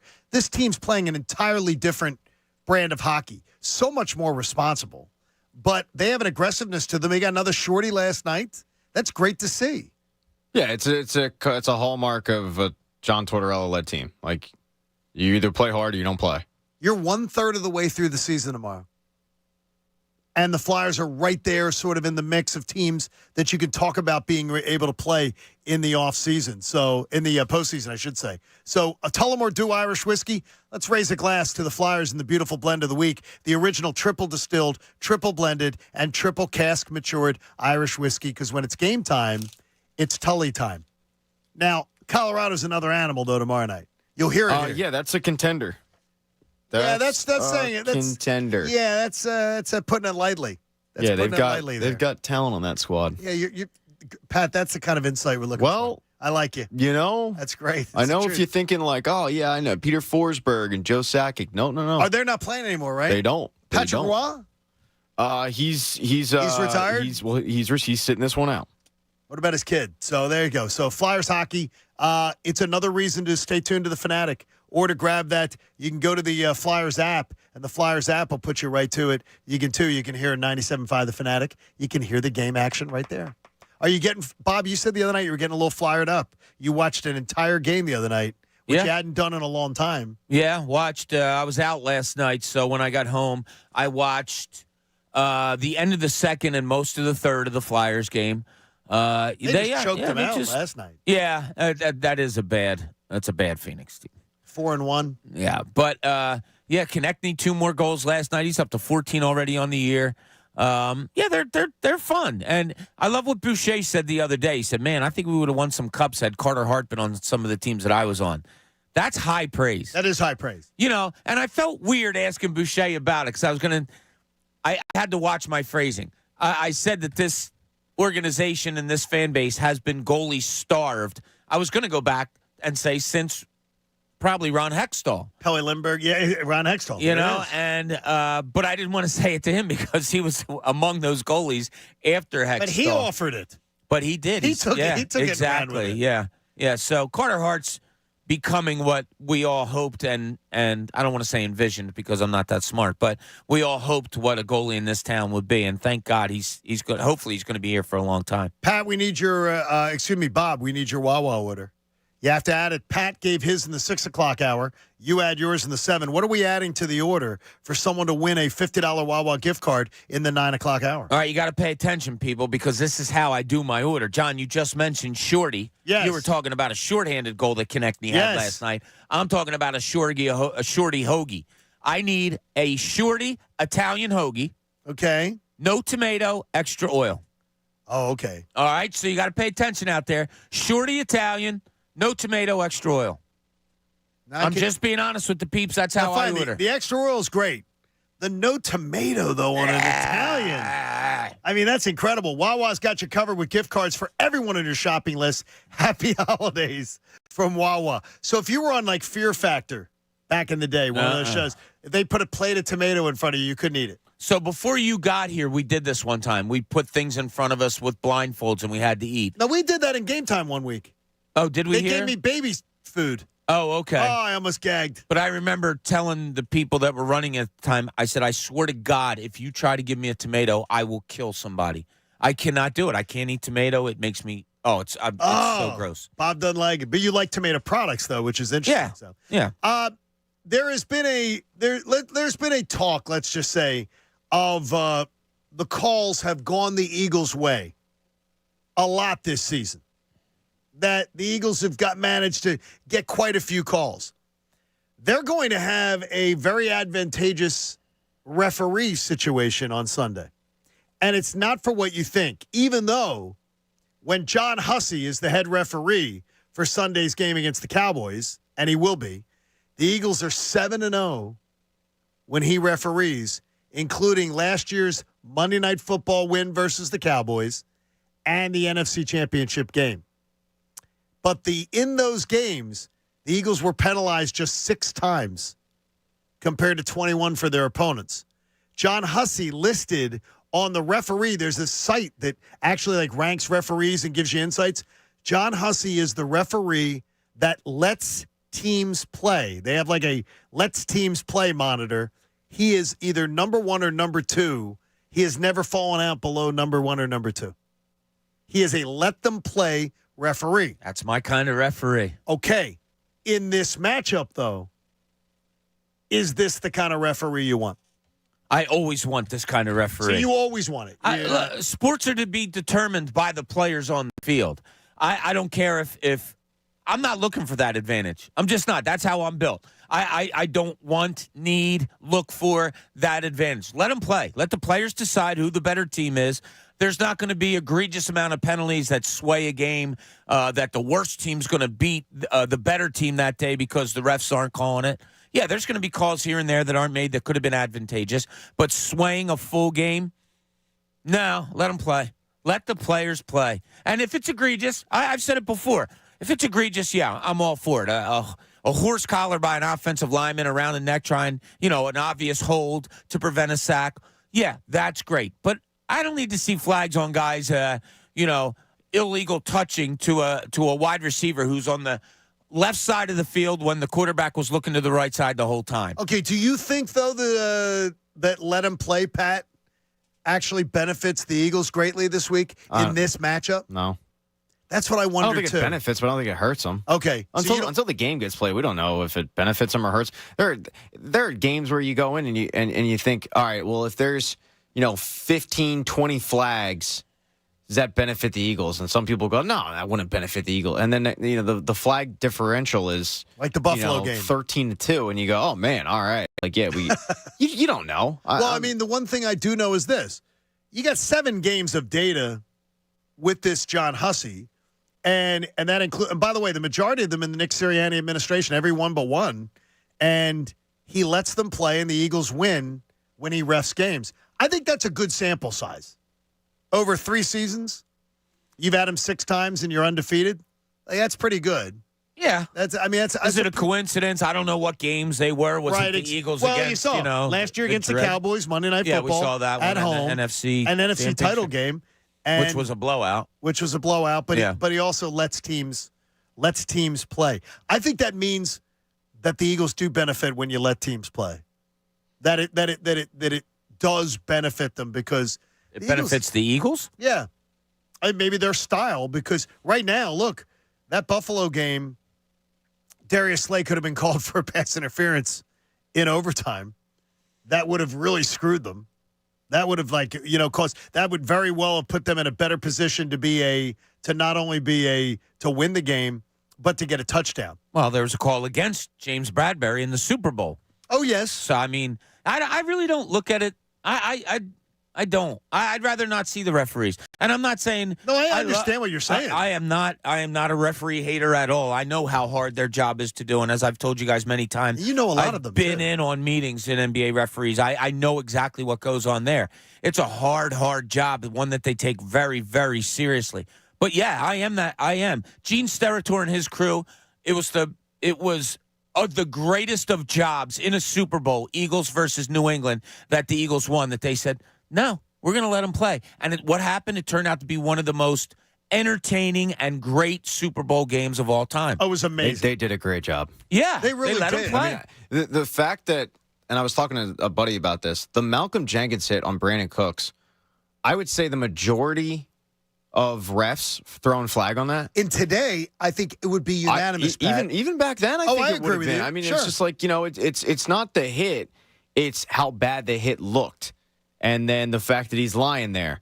But when you slow it down, he got shoulder on chest and laid him out. And I think the majority of refs are throwing flags and targeting and all of it. And it does seem like they're a little flag happy. Well, I think the issue is, the NHL has, in my opinion, the NHL has the best refs in sports. I would agree with But I also think that the NHL refs are benefited by the replay. So, for example, if the NHL refs think a play is offsides and they're coming down the ice and the puck enters the zone, and if it's questionable, they'll let the play go because they know that if the team does score, the opposing coach is going to be looking at an iPad. He's already gotten word probably down from the press box or something. They call Toronto or New York? The coach will end up getting word in his ear from somebody up top and that, hey, by the way, the play's offside, and it bails the ref out. So they have the luxury of being bailed out a lot of times, so they'll let a play go. The NFL refs don't have that. So if it looks bad, they're usually throwing a flag because on the flip side, if they do let it go and it was targeting and it was a dirty shot, and they don't call it, then that's a bigger story. So while I think the NHL refs are great, they're benefited a lot by the replay system and the rules in place. I think it would drag the NFL game to a halt, though. It would. You know what I mean? You can't do it. I mean, and all of that, like, they've taken stuff, defensive pass interference is a prime example of that. They tried it for a year, and I felt like there was clear-cut cases of defensive pass interference, and they went, oh, well, we don't know what it is, so got to take that replay out. I loved the fact that you could challenge that because I think that's the play that needs to be challenged the most in a football game, other than scoring plays, which they just do. Yeah. But like to me, pass interference is one that I think under review. There's so many times pass interference is either is gotten wrong, but the thing is, the problem is a lot of times it's just missed. And you can't challenge that. Yeah, if I'm a referee and I'm back there, I call it if it affects the play. Yes. Yeah, how many times we see a pass interference when the ball's thrown 10 yards out of bounds? Or if a ball's thrown, like that throwing short, back shoulder stuff, how is a player supposed to stop on a dime? Like, it's very advantageous to the offense, and whoever came up with the back shoulder throw, great idea, and until they stop that. But, yeah, if I'm a back referee, pass interference is something I'm calling very little of. Like, as I said, let them play. Yeah, battle. Go ahead and battle. Fight each other for the football. Whoever wins, wins. So much more on the Birds and the Cowboys. Plus, the Sixers go into a stretch of, I'd say, easier games. And did Bob watch the in-season tournament or not? John Kincade Show on 97.5, The Fanatic. With hoops, with hockey, with MMA, with pro football.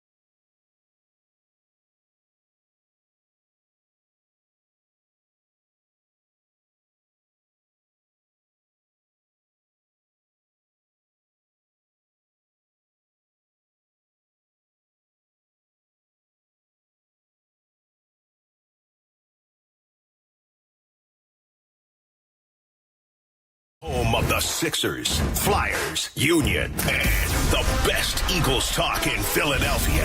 97.5, The Fanatic. Now, back to the John Kincade Show on 97.5, The Fanatic, Philadelphia. It's Christmas time. It's every Football Friday on The Fanatic. Presented by Pumpman Philly. For 24/7 emergency repair or pump replacement, count on Pumpman Philly, the guys to know to fix your flow. Did you like this one, Bob, back in the day? Pat, you don't remember this. Not at all. You've heard it, though. Yeah, I've heard it. Did I like I this put it in for a song? reason. Yeah. Yeah, I still like this song. You Live, like this didn't one? I? Is Springsteen on this one? It is. No, this is. There won't be snow in Africa this Christmas time, though. But isn't it a collaborative? Yeah, like they have a bunch of different artists on this song. I think Springsteen's on. I just know it's a catchy tune. I don't It think he is. is on this one. I'm not sure. If you know the answer, you can tell He's us. on We Are the World, Yeah, he is. but not this. It's an all-time classic. We Are the World. You love Yeah, that we song, got eh? Children. Do I love it? No, I don't love it. No, but I mean, it is a classic. But it's a classic. So when they released that song, this is something you weren't alive for, I don't believe. I was like working at a gas station or something, but when they released the song, every station in the country at the same time played the song. Yes. Like it was like 9:07 in the morning East Coast time. And they all agreed to do that. Every station in the world, yeah. So it was a pretty cool time. I'll give you an addition to the Wawa order in the 8 o'clock hour.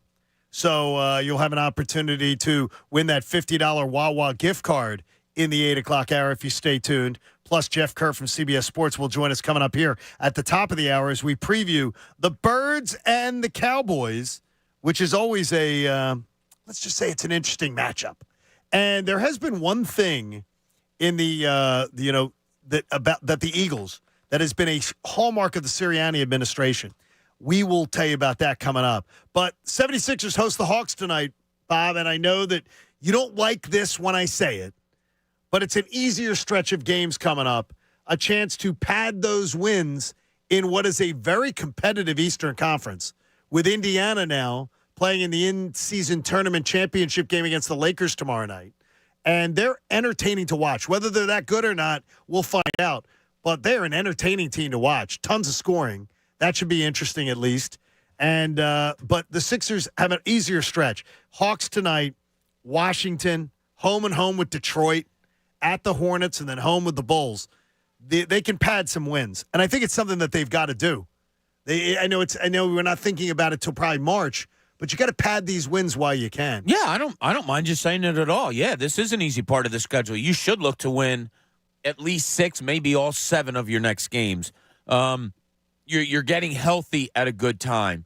It seems like the rotation is being set on by Nick Nurse right now. So it's kind of that, all right, you're 20, 21 games in. This is the settling point. This is where you kind of know who you are, even though you've had guys miss some time over these first 20 games. Health is there.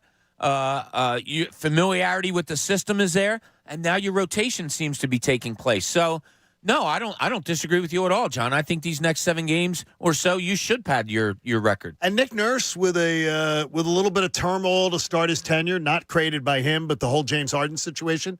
Sixers are on pace for right now, only through a quarter of the season, but 53 wins. Yeah, that's pretty good. You have Joel Embiid on the team. It's safe to say 50. You say 50, and then you hope for 55 if you're lucky. Yeah. If you can get up there and get healthy. So Sixers can pad that record a little bit. But did you or did you not watch the in-season tournament? I watched the basketball game that was on last night, yeah. You didn't take anything extra out of it. The players really loved it. Loved the event. All the players on the microphones afterwards are like, this is exciting to be here. Oh, you're going to believe now what people say behind a microphone? So you think the players are making it up? It's a basketball game. They're there to win. They win. They're happy. Trust me. I've talked to people in the league. The players don't give a rat's ass about this all that much. Okay, now where do we have to go? Now Vegas? it's $500,000 tomorrow night. That's a lot. Come on, players care about $500,000, right? Yeah, but you're asking me as a fan, do I care? Like, did the game have extra interest to me because Like how? I'm watching two teams play on a basketball court.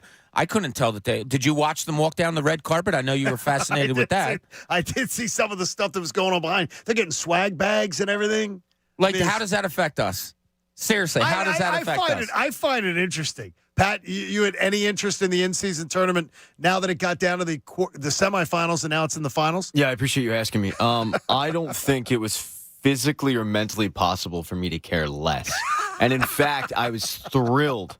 In a weird way, I was thrilled that the Sixers did not advance. Why? Because I didn't feel like dealing with the narrative from fans and media members, by the way, people that do what we do of course, the Sixers can advance in the second round of an in-season tournament, but they can't advance when it matters. Oh, look, the Sixers, are they going to hang a banner for the in-season tournament championship? I was actually relieved that we don't have to deal with that talking point. By the way, they are going to hang a banner.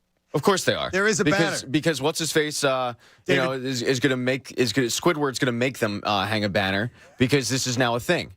Jeff Kerr from CBS Sports will join us here as we get ready. You guys get very animated about it. I got to tell you, I laugh at it because it wasn't. I got to tell you, Bob, it was. I can't wait to see the numbers of the amount of people that actually tuned in for a game. You just refuse to listen to us when we talk to you about this, don't you? It was the only game on. Okay. Of course the numbers are going to be good. There were other games. It was the only game on. There was 2 games last night. Those were the only 2. I can't wait to see it. I can't wait to see what was their interest, or did people just turn it off? Like Pat said, I could not have less interest in an Indiana-Milwaukee game.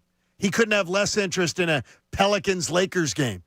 If it's the only basketball game on, I'm watching it. And it was the only game on, so I'm watching it. Yeah, and I didn't give a rat's ass that it was a semifinal of some stupid in-season tournament game. Nobody says that about, though, the ratings on Sunday night or Monday night or otherwise. I mean, what do you mean? I mean, when there's one game. But there's one game. The ratings are going to be good because that bar is going to turn on the one game. I mean, it is huge. Sometimes there's 3 games on in the NBA and the NFL. Do you really think the ratings are going to be skewed because people are interested in the in-season tournament?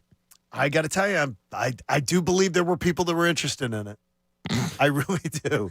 Yeah, what color is the sky in the world you live in? It's been very cloudy all week. Yeah, right. It's been cloudy all week. Hey, the 8 o'clock hour of the John Kincade Show. We kick it off with CBS Sports' Jeff Kerr, who joins us on the Comcast Business Hotline, where every day in business is a big day, and Comcast Business gets you ready for what's next.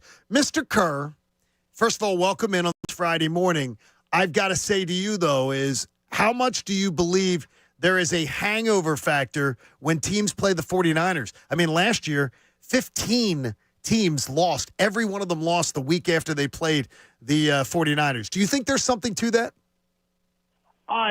First off, John, I know you were talking about the in-season tournament. I think the 49ers won their version of the in-season tournament on Sunday. I think they did after too. beating Philadelphia, the Week 13 champions. But they're celebrating. They're celebrating everything. They're acting like they won something. Yeah, and look, and they had a chip on their shoulder. I agree with them. If their quarterback was healthy, the NFC Championship game would have been better. I still don't think they would have won it, but I digress. But I do, to answer your question, I do think that there is kind of a hangover after playing the 49ers, and I think the Eagles actually are going to have that hangover to an extent, but that was from the Buffalo game because they played 95 defensive snaps, and they played in overtime, and they were playing, they're coming off Kansas City and Buffalo, 2 really tough games. And now you're going to play Dallas on 10 days rest. So if there's a hangover, it's because of that and the weird quirk in their schedule. But are they beat up going into this game? Yes and no. I think they're sore, but I don't think it. I think a lot of their guys are going to be healthy for this, including Dallas Goedert and Zach Cunningham. So, Jeff, more of an anomaly was Sunday for the Philadelphia Eagles or more of an exposure of where their weaknesses are? That's a good question, Bob. I think it's both, honestly. So I think we all knew about the Eagles' problems in the secondary. The communication issues are horrible in that secondary. There's too many good players that don't know their assignments or they're having trouble talking. So that bothers me a bit.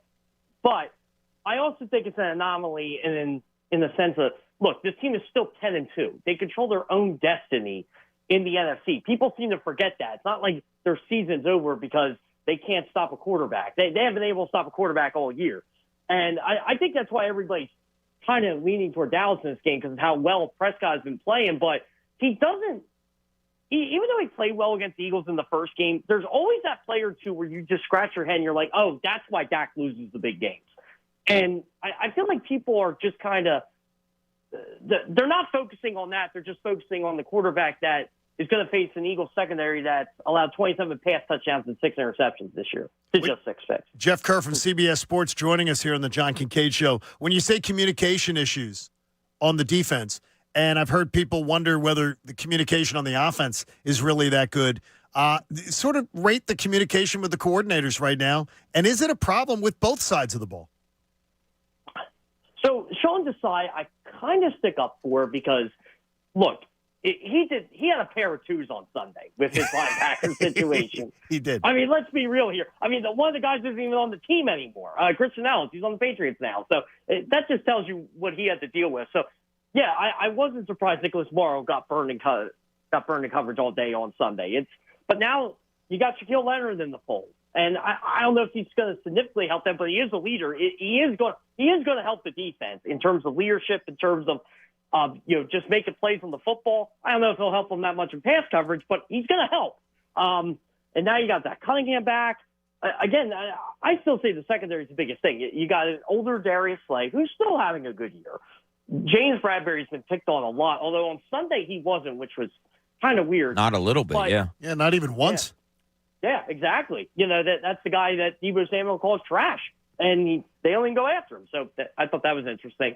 But Kevin Byard, I think, to me, they got him to cover tight ends. And, yeah, he's doing his job there, but he's not been the difference maker you thought he was. So, I even with the pass rush, that's another concern I have, too. Is the pass rush Jalen Carter, Jordan Davis, Hassan Reddick, Josh Sweat, are they playing too much? Do they have the depth there that they had last year? Right now, I would say no. And they're not getting they're getting too many one-on-one battles there. I agree with you on that, Jeff. Jeff, I want to switch to the other side of the ball. What is your total feelings about the running game? How the Eagles use the running game, particularly how they're using DeAndre Swift? Funny you mentioned that. So I'm writing about this right now. I can't stand the run the ball signs. They need to run the ball better. If they added better to that sign, I'd agree with it. So I don't like how they use all three of them, to be honest with you. And look, this is not a knock on DeAndre Swift at all. This is just their running backs as a whole. They face 27.2% of rushes with 8 men in the box. So what's that telling me? Okay, single high safety. That means you throw the ball. Everybody goes, no, you got to run with DeAndre Swift. I'm like, he's not really that great against any in the box. Really, no running backs are unless your name's Derrick Henry or Adrian Peterson. But I digress. Teams are daring the Eagles to throw the ball. And their philosophy has been, especially now, throw the ball to set up the run. Or was it, what's the old saying? You run the ball to set up the pass, right? Yeah. No, the old saying, what I'm hearing now is throw the lead, run the win. So basically you get the lead, and then you run the ball and hold on to the lead. Well, the problem is they're down all the time, so they're not going to run the football. Are you going to run the football when, you're getting 2 yards per carry? Again, we don't get 6 downs here. We only get 4, and you're putting on the 4th. So are you really going to run the football when you're down 13 and you're only getting 2 yards a carry? I do agree. I think they need to run the ball a little more, but I think they got to run it better, and they're facing a lot of 8 in the box. They have just 33.2% of rushes that go 5+ yards, which is 25th in the NFL. So that's a concern. I don't think that's a DeAndre Swift thing by any means. I just think they just don't have the personnel like they did last year, and the offensive line just isn't blocking like they were last year. Jeff Kerr from CBS Sports as we get ready for the Eagles and the Cowboys. I'll say one thing about the running game, and I put out a tweet this morning about it, and we did it on the show. 33% of the Eagles' rushing attempts are Jalen Hurts, and the vast majority of those are quarterback scrambles. Those aren't run plays. So the statistics are false when people say to me, the Eagles rush the ball, they're 5th in the NFL. That's a false stat because their quarterback scrambles a hell of a lot more than a lot of these other quarterbacks, which skews the run numbers. When 33% of your runs are Jalen Hurts and very few are design runs, I cry BS on we're 5th in rushing attempts. And it seems strange to me. And I think part of the reason the defense gets gassed is because the offense doesn't control the ball enough. I'm going to agree with you there. So here's another one. Jalen Hurts has 121 carries through 12 games this year. He had 132 for 12 last year, and he's not as efficient. He had 609 yards last year, 4.6 yards per carry. He's only averaging 3.6 yards per carry this year. And again, I think it's maybe how defenses are playing them, daring them to run the ball. But I agree. I think that it's skewed because you do have design runs. It's the same thing the Buffalo Bills have had for years with Josh Allen. Remember, Josh Allen was running the ball too much. So how do you curtail that? I mean, when you got a guy who's fourth in the NFL in passer rating inside the pocket, I can see why they want to throw the ball as much as they do. But, yeah, it's not. It's how they run the ball, I guess, is where we're going with this. It's not them running the ball. It's how they're running the ball. Yeah, I think that's the question. Are you satisfied with how they're doing it? Dallas Goedert back this week, Jeff. What kind of impact do you think he makes? Do you think they have a concentrated effort to I just think they're going to throw him the ball early to say, ha, look who's back, put it in the Cowboys' head. Do you think he's going to be a big part of the game plan? Oh, absolutely. I think they're going to run the ball a lot better because Dallas Goedert's back. Look, don't you guys think it's funny the last 4 games they've trailed by double digits in each of those games, and Dallas Goedert hasn't played in any of them? I think that has to do with Dallas Goedert is a bigger part of the offense than many fail to realize, and everybody knows how important he is. But I think you've seen it over the last 3 weeks how inconsistent the offense can be, and when they get pass happy is when they really need Dallas Goedert in there because he's an extra option. And so, yeah, I think Eagles are going to go to him early. I think they're going to go to him often. I think they're going to use that to free up A.J. Brown. And once that happens, I think you're going to see this team. I really do feel this offense is going to score 30 points this week. Do you have a confidence that they will win the game? The defense will do enough to make them win the game. And can I just be blunt and say, yes, until Dallas beats a winning team, I'm going to pick the winning team over them? Okay. I like that. I like blunt. That's great. That's good stuff. That's why people go to CBS Sports, read Jeff Kerr, follow him on Twitter. He's got links to all his stuff. Check him out on, what is it? You're on Sunday mornings, too, I've been seeing you, too. What's this? You're doing TV, too. Yeah, the TV guy now. CBS Sports NFL Kickoff with Don Bell and Pat Allen. Little makeup boy now. It's amazing. It's unbelievable how you're growing. Thanks, Jeff. Appreciate it, buddy. Yeah, sounds great. Thanks, take care, man. See you. Jeff Kerr joined us on the Comcast Business Hotline, where every day in business is a big day, and Comcast Business gets you ready for what's next. The winning last year, the Eagles faced it. A lot of people doubted the Eagles because they weren't beating winning teams. They were beating. Oh well, this team's a loser. This team's a loser. The Cowboys have a chance to make a statement on Sunday night. Whether they make it or not, I'm not. Right now, I'm leaning towards a tight Eagles victory. Okay. Tight Eagles victory, because I do believe there is going to be I think there's a pride factor in a veteran locker room that is different than a youngster's locker room. And I got to feel some guys feel their pride was damaged this week. And now you've been in a ton more multi-sports locker rooms to interview players and talk to players. Is that something that maybe just me more as a, casual in the locker room compared to you that you see or you believe?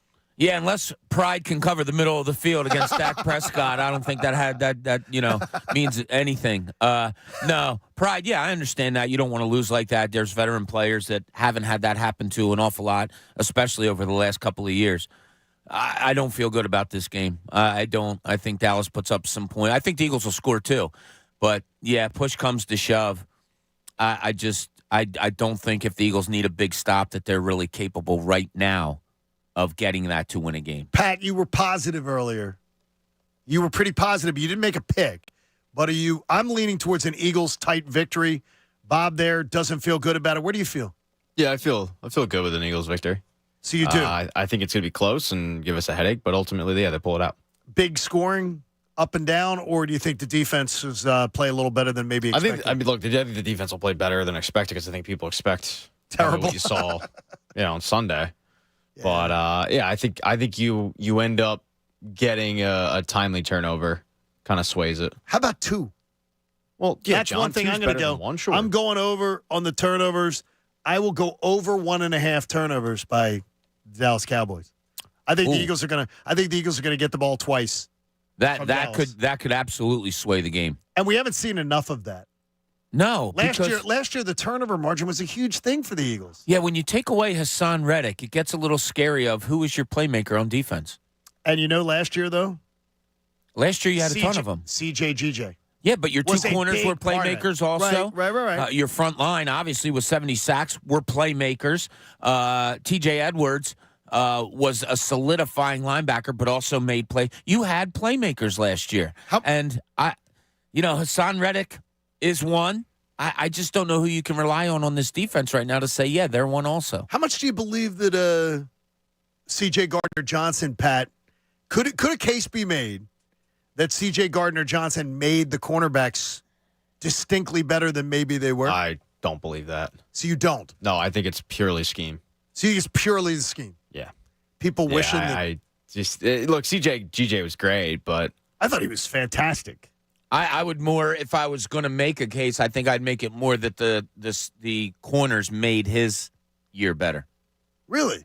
Yeah, I think when somebody's in front of you, I don't know how much better they can make you. I think it's the people behind that are made better by people in front. Okay, it's just, too, is that last year they weren't exploited over the middle the way they are this year. And that's, as you say, Edwards, C.J. Gardner-Johnson helping in with some of that.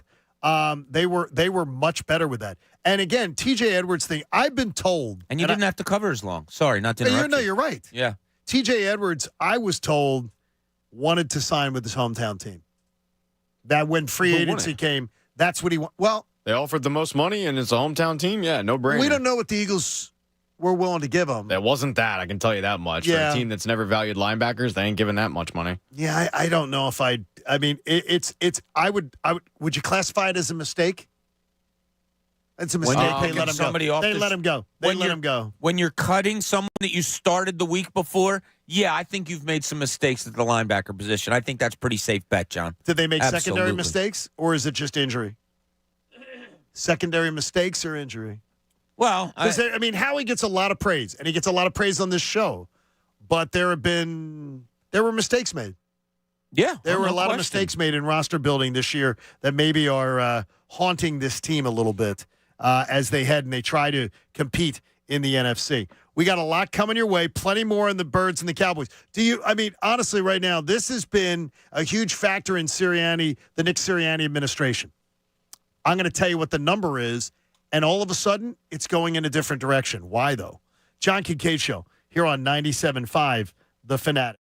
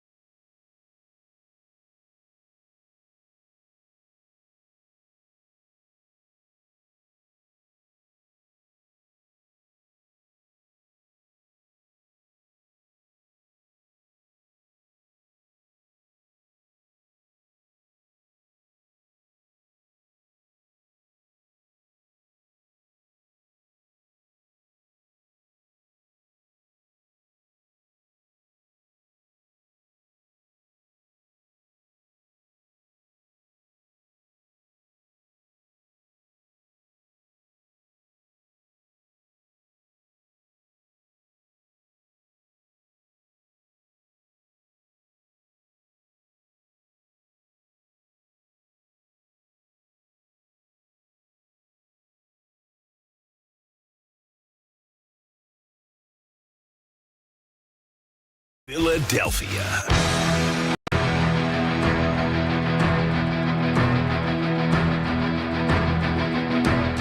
Haley is going to arrange for two members of our YouTube audience to be able to come to our live broadcast on Tuesday, the 12th. And yesterday, Todd had a flood of people getting in on through the website. And those invites for our Tuesday broadcast, Angelo Cataldi will guest with us in the 8 o'clock hour. We'll have plenty of Eagles and Sixers talk, too, for you. And so you want to be a part of that. You've got to get in right now. So Haley's going to figure out a way to benefit our YouTube audience with a couple pairs. And Brendan Gunn is going to be able to give away a couple pairs. If you can come on Tuesday morning, it is a Tuesday morning, for our live broadcast. We'll feed you. You hang out. We'll have a good time in our live performance studio. You can call right now, 215-263-0975. Brendan will delay it a little bit for those of you who are calling that maybe are listening on the app or otherwise.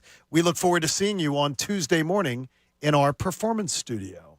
Should be a fun time. So get in on that. And if you had registered to try to get in and win on the web, Todd will be choosing those winners. You'll find out from him, and they will be chosen at random. And you'll get your invites, and we'll tell you to come and when to show up. Food and drink on Tuesday, or just food? No drinking. Oh, there's going to be coffee and stuff.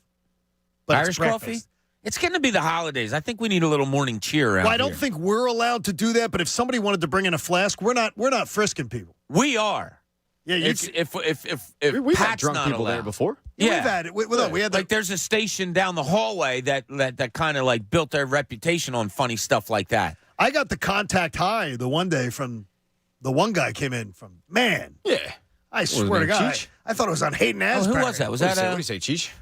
I can't remember the gentleman's name. I know who he is, but I'm not going to say. It was but I did. I felt a little loopy after that. I wanted to thank him for listening. We did. He was a good dude, too. He was a lot of fun. Mike in Montgomery joins us. Out of his mind. Mike, what's going on, buddy? He sees he likes the show better that way. He says, hey, Mike, how are you, buddy? Not bad. How about yourself? We're doing good. We're having a good time. Getting ready for the Birds and the Cowboys coming up this week. Can't wait. Absolutely. Me too. First, I was I'm a Ravens fan. I'm from Baltimore. Okay. But I've been in Pennsylvania like 20-some years. And I periodically watch the games. I don't watch them as much, but I keep track. Now, I just want to the Eagles. Eagles fans don't really want to hear the truth. What do you mean? What is the truth? And I'm going to say, from what I see, the Eagles, they 10-2. Yeah. But could easily have lost. They could easily have about 4 or 5 losses. They've been winning. I understand a win is a win. And, that's a good thing, right? You realize that, right? That when the other teams lose, that means they can't do what the Eagles have done with easier schedules. No, that's not true. What do you mean?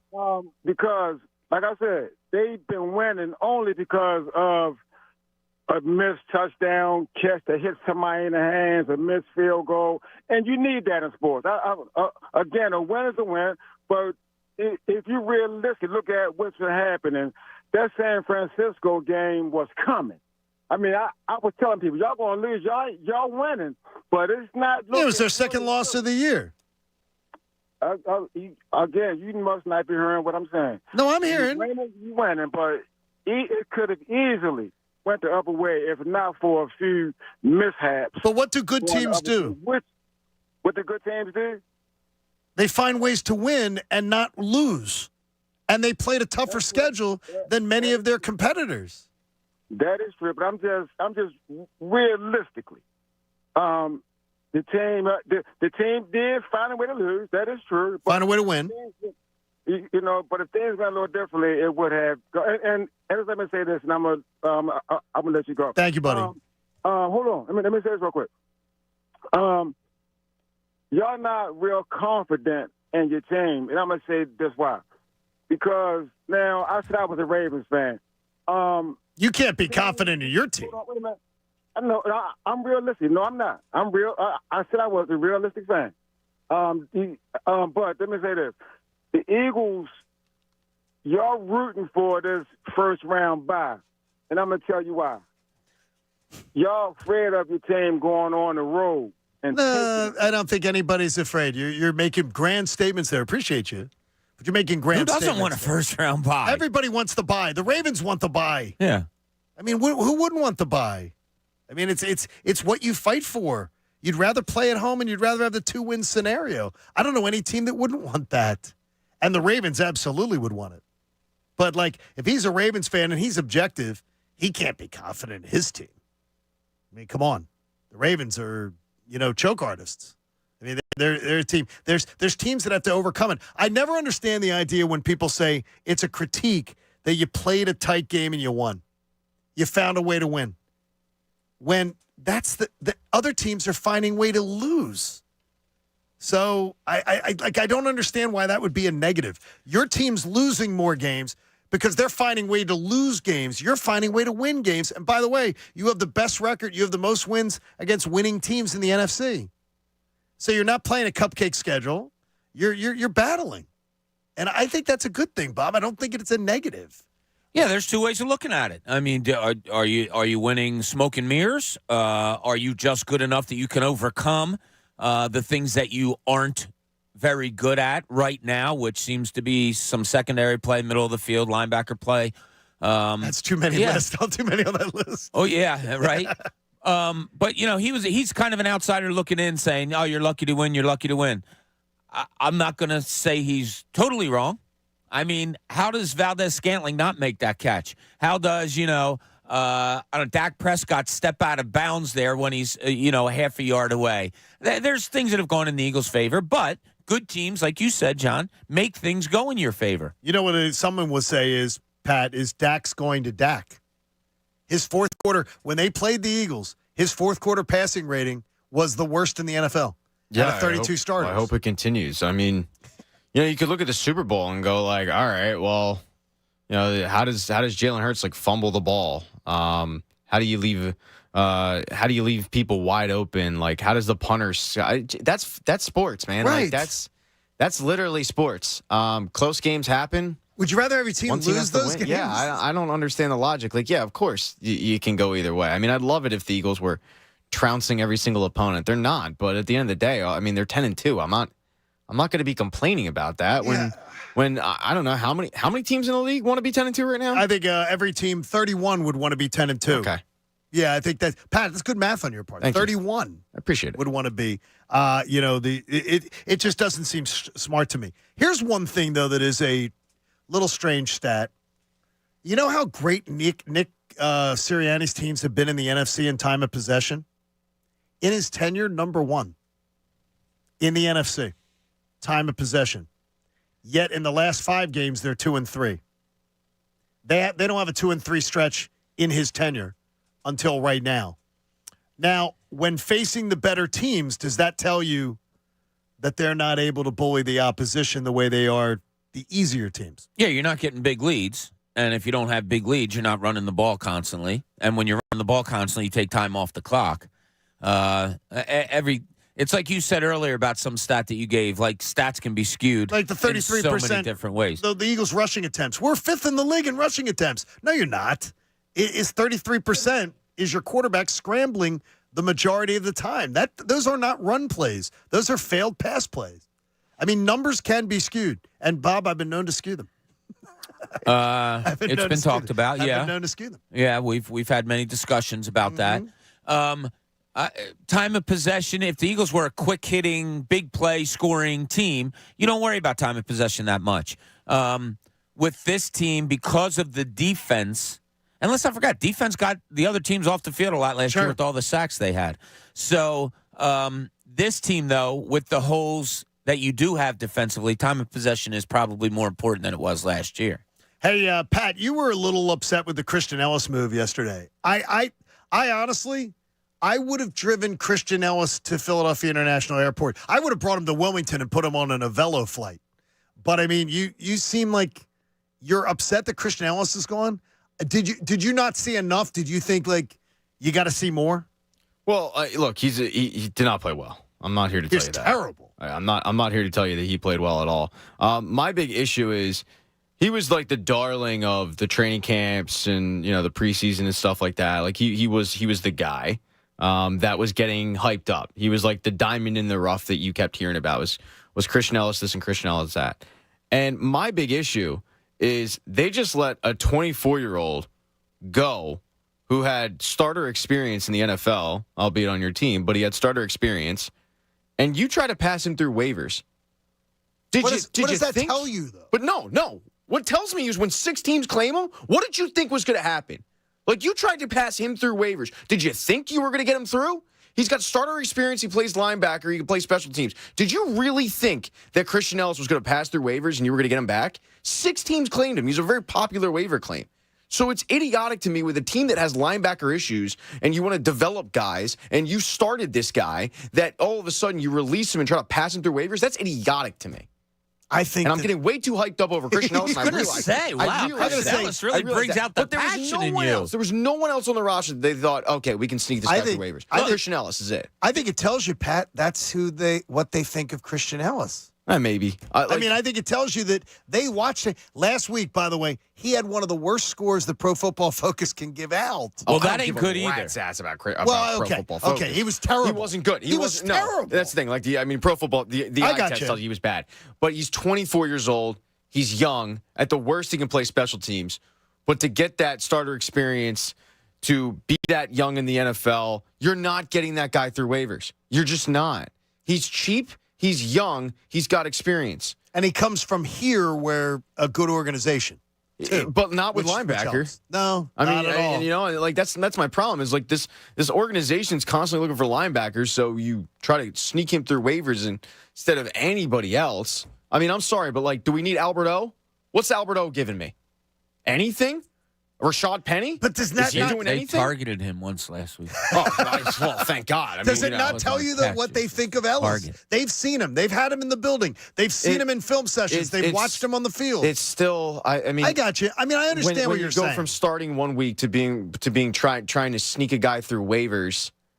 Look, I've praised the Eagles for their moves. I think this is one of the few times that I didn't like one of their moves.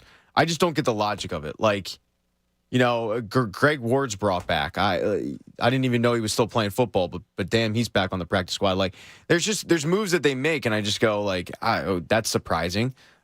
This one, for whatever reason, just like irked me because I didn't think that he was going to be some star in the NFL, but I thought he could be a guy that might be able to be some depth, like a Jack Driscoll eventually, and to try to sneak that guy through waivers. You were never getting that guy through waivers. He's too cheap. Is it going to be a major topic of conversation when this year's over if you don't win the Super Bowl of, well, what did you expect? You got Bradley Roby off the street. Boom, you plug him in as a starter 1/2 into his tenure. You get Shaquille Leonard, who, nobody really was going out there to get off of 2 back surgeries, and boom, you plug him in to play linebacker. You never knew who your starting safety, your other safety was besides, Reed Blankenship. It could be a big story at the end of the year. Like, you had a defense that was literally signing guys off the sheet now, and Ndamukong Suh might be coming back in. And that'd be another one, though, that we'd be talking about. That could be a bad talking point at the end of the year, yeah. Hey, there is one thing I'd like to say. If you're a thief, I think you have a chance to have a job in the NFL. If you're a criminal and you're pretty crafty, and Bob, you say that you leave Donna to buy everything. Donna buys everything. Donna does all that. I mean, she could maybe apply to the Jacksonville Jaguars. Did you see this story yesterday? Amit Patel. Oh, yeah, I did see that. Stole $22 million from the Jacksonville Jaguars using its virtual credit card program. He bought 2 vehicles. He purchased a condo, a $95,000 designer watch, cryptocurrency, which, by the way, crapped out. Who could have seen that coming, morons? And bets on online gambling sites. He literally, and he's not going to be able to pay back some of the money will be able to be retained. So he can sell the vehicles, they can sell the condo, they can sell the designer watch. The crypto he crapped out on, dope. And betting on online gambling sites, I don't know how effective he was. But he stole $22 million and nobody knew. He got away with it for a while. And now how exactly did this happen? He used the virtual credit card program of the of the Jacksonville Jaguars. He took $22 freaking million, and they didn't notice. Tell me the NFL isn't making some money. He got a bigger contract than most players. I mean, think of that, Pat. He bought a condo with the stolen cash. I would have went with a house, but he got with the virtual. He didn't want to be suspicious. Yeah, I mean, you got to be low key about it. He bought a condo where he could walk to work. Well, like right smart. there, they have beautiful condos there. Yeah. Like, hey, you can't pay for convenience. But it was only a 2-bedroom. But he bought 2 vehicles. Well, yeah, his and hers. A 95 makes sense. A 95. First of all, why in the freak do you need a $95,000 designer watch? What does you what? can. But what Because does you just sold $22 million and you got to spend it somehow. But what does a watch do? It tells time. Exactly. So the Apple Watch that my daughter got me last year is does the same thing that is $95,000 designer watch. I've never understood watches, but I'm just not a watch guy. Neither have I, but for a lot of people, it's a status symbol. For watch people, it's like if you know your watches, then you can cite a good one. But what do you do? You go, hey, by the way, you know how expensive my watch is? Tells time. It's just hey, baby girl. It's one of those things. Baby girl, you want the time? Like a car to me, Bob, is a little bit different. Yes, it drives. But cars don't drive the same. I've driven more economical cars like I'm doing right now. I've driven more sports cars like I've done. The sports car is so much more fun to drive. The luxury car is so much more fun to drive to me and more comfortable to drive. That's different. A watch I don't get.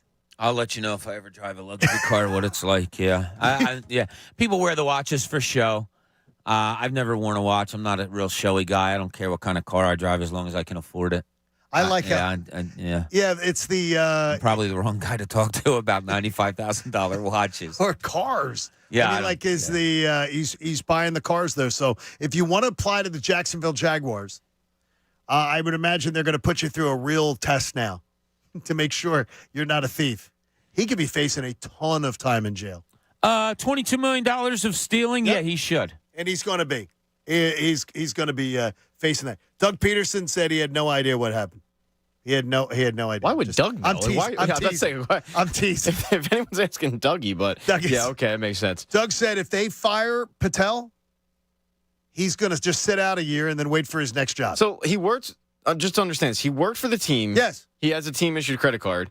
And he was overseeing. He was part of the group overseeing their virtual credit card program. I don't. What is their budget? Yeah, what's the That's virtual? amazing. And how do you? Well, you can maybe manipulate reports, like you manipulate the reports that your bosses see or something, so they don't realize the money's missing. Maybe. Man, I'm telling you. Yeah.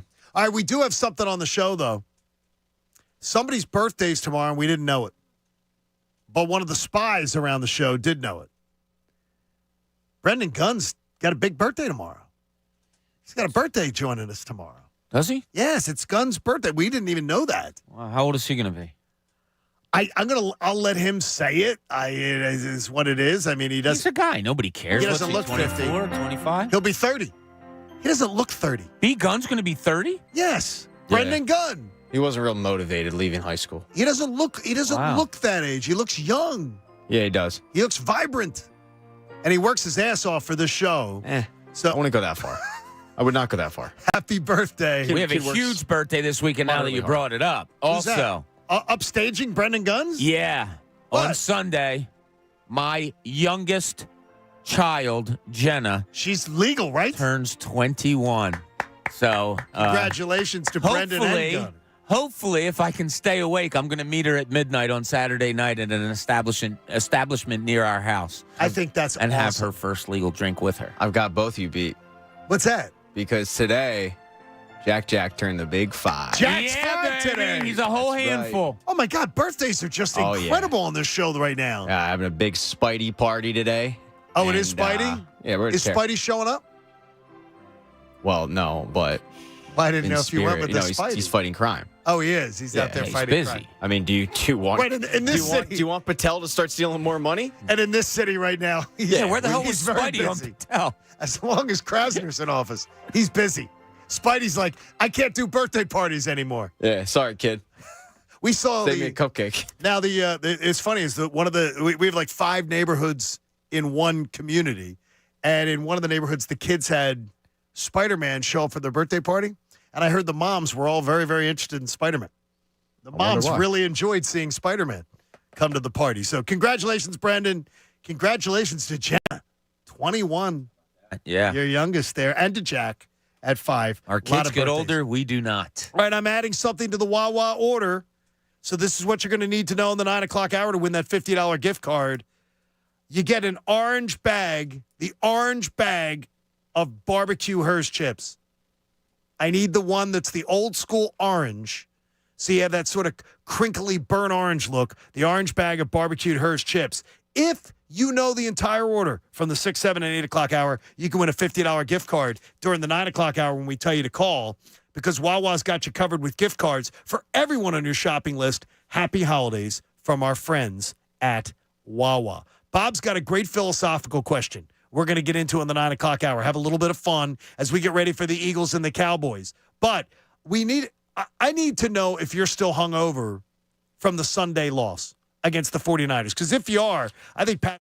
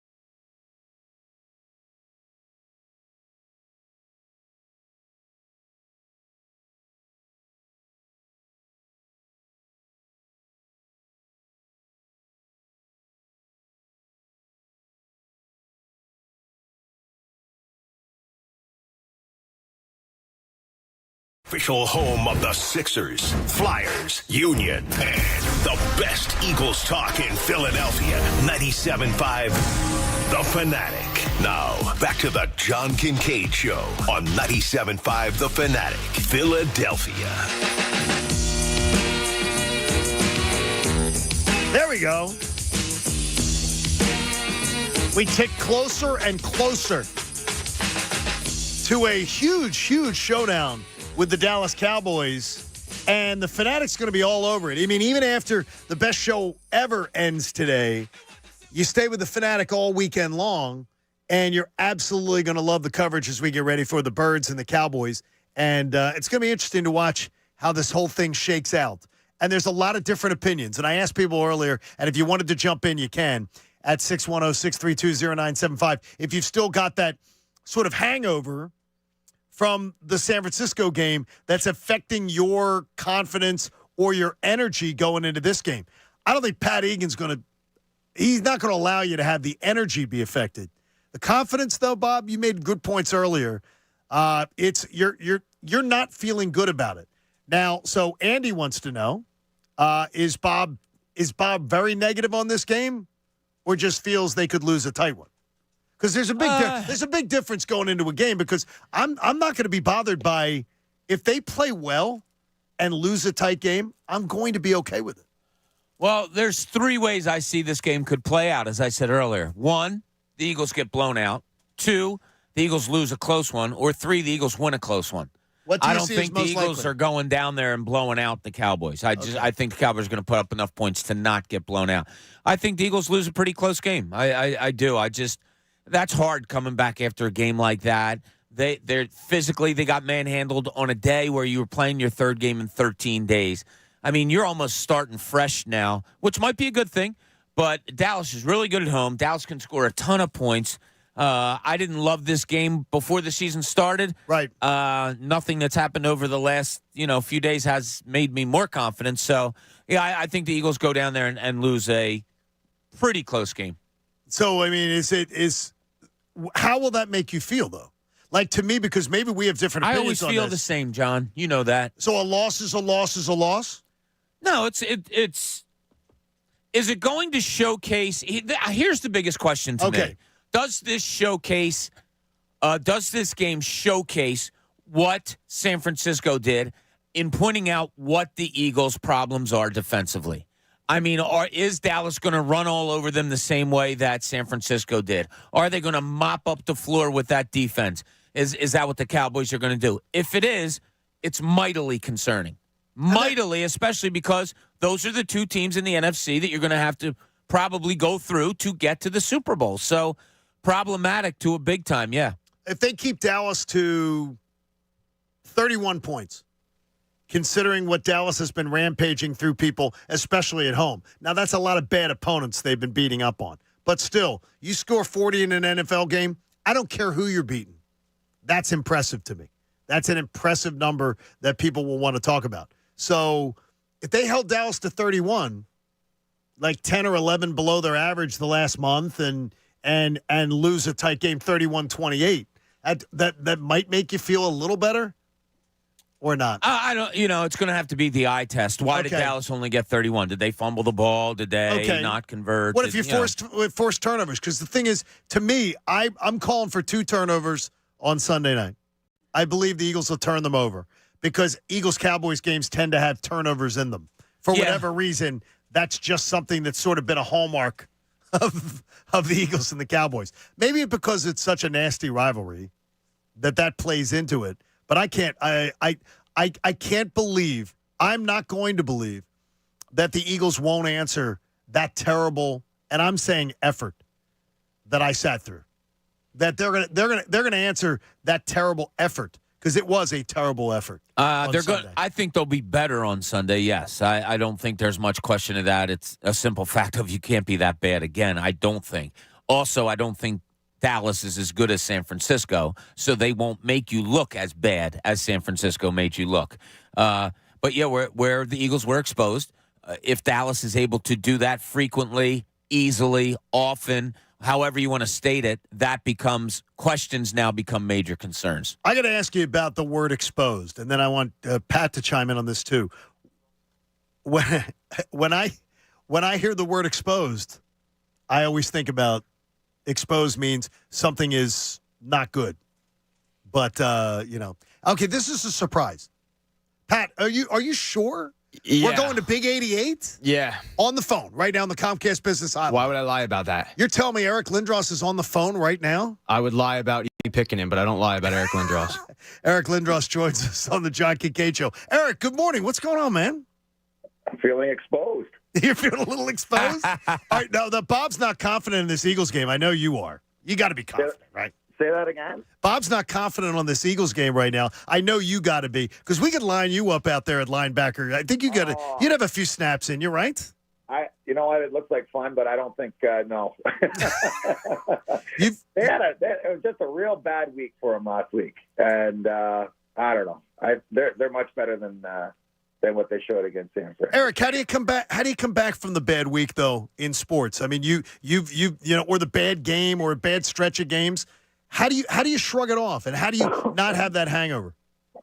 Well, I think a lot of the guys have been through this before, and the underdog approach is a great way that the Kelsey's, Jason's kind of led the way on the one end with things. So, they've been through this a bunch of times, and it's just a matter of picking up the guys that are down the most and getting when everybody feels good and everybody's confident in what they're capable of, teams win, and it's just a matter of time to bring them all back, and they'll get there. They'll be fine. Eric, this Flyers team is on a rebuild, and they've labeled it as such, a rebuild. I can't imagine that you played on many teams that were on a rebuild, because once you're there, it's built. But what's your synopsis of this Flyers team so far, the job that John Tortorella has done, and just where they are compared to maybe where we all thought they might be? Oh, let's not kid ourselves. My first 2 years in Philadelphia, we were rebuilding. There was a lot of work to do, and but no, I think it's gone well. It's kind of like addition by subtraction in many cases, and made some smart moves. I guess you've got. I look at Konechny, Scotty Lawton playing real well. They've got some real good players in there that it's nice to see them getting a chance to shine and getting the attention that they deserve, and I think a lot of it has to do with them pushing their way through the locker room too, and guys jumping on their backs and working in that direction. Now you got a game coming up. Are you preparing for it? Are you doing sit-ups? Are you trying to do some push-ups? What's going on? The alumni game is going to be huge. It should be fun. It's January 26th. We got the pesky Bruins, and Ray Bork's coming to town. It's going to be fun. What am I doing? I skate a couple times a week, but in terms of doing specifically a push-up or sit-up, no, I cannot. We were asking Brian Boucher the other day, what is he doing? And he really had vague answers for us, Eric. Yeah, I'm going to be very specific. Absolutely none. I like how you call an alumni team pesky, Eric. I don't know if I've ever heard that in alumni games, but pesky Bruins. Oh yeah. Yeah, I like that a lot. Eric, you've been out of the game a little bit now and sitting back and watching, observing in a different way than when you were a player. What do you see about today's game? What are the differences maybe from when you played? Has the game in the NHL improved? Where do you see it? Geez. I mean, it's everything's dictated by rules. You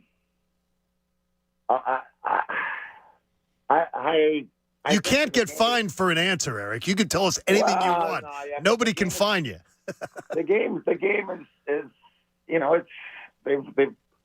geez, I don't know where to start with this. It's just, I think for sport you need to have for great sport you need to have a bit of hate. Like you really do. And I'm not so sure that during the regular season there's teams despise other teams. I think that you get into the playoffs and body contact's a big issue, and there's what little's left of it anyway. But you play a different, more physical style. And the teams that are used to playing that physical style all the way through the course of 82, regular season games, I believe have a much greater chance of success because it's not a light switch that you can turn on. I think they're built for it. They're mentally built for it. They're physically built for it. And when it's time that you need it and you have to reach in your back pocket to pull that stuff out, it's there for you to use. The teams that just think they're going to walk in there and turn on the switch, it's never there. Talking to Eric Lindros. Eric, you just talked about kind of the sports hate. You guys are playing the Bruins in the alumni game. Who's the Bruin that you hated the most playing against? Oh, geez, long list.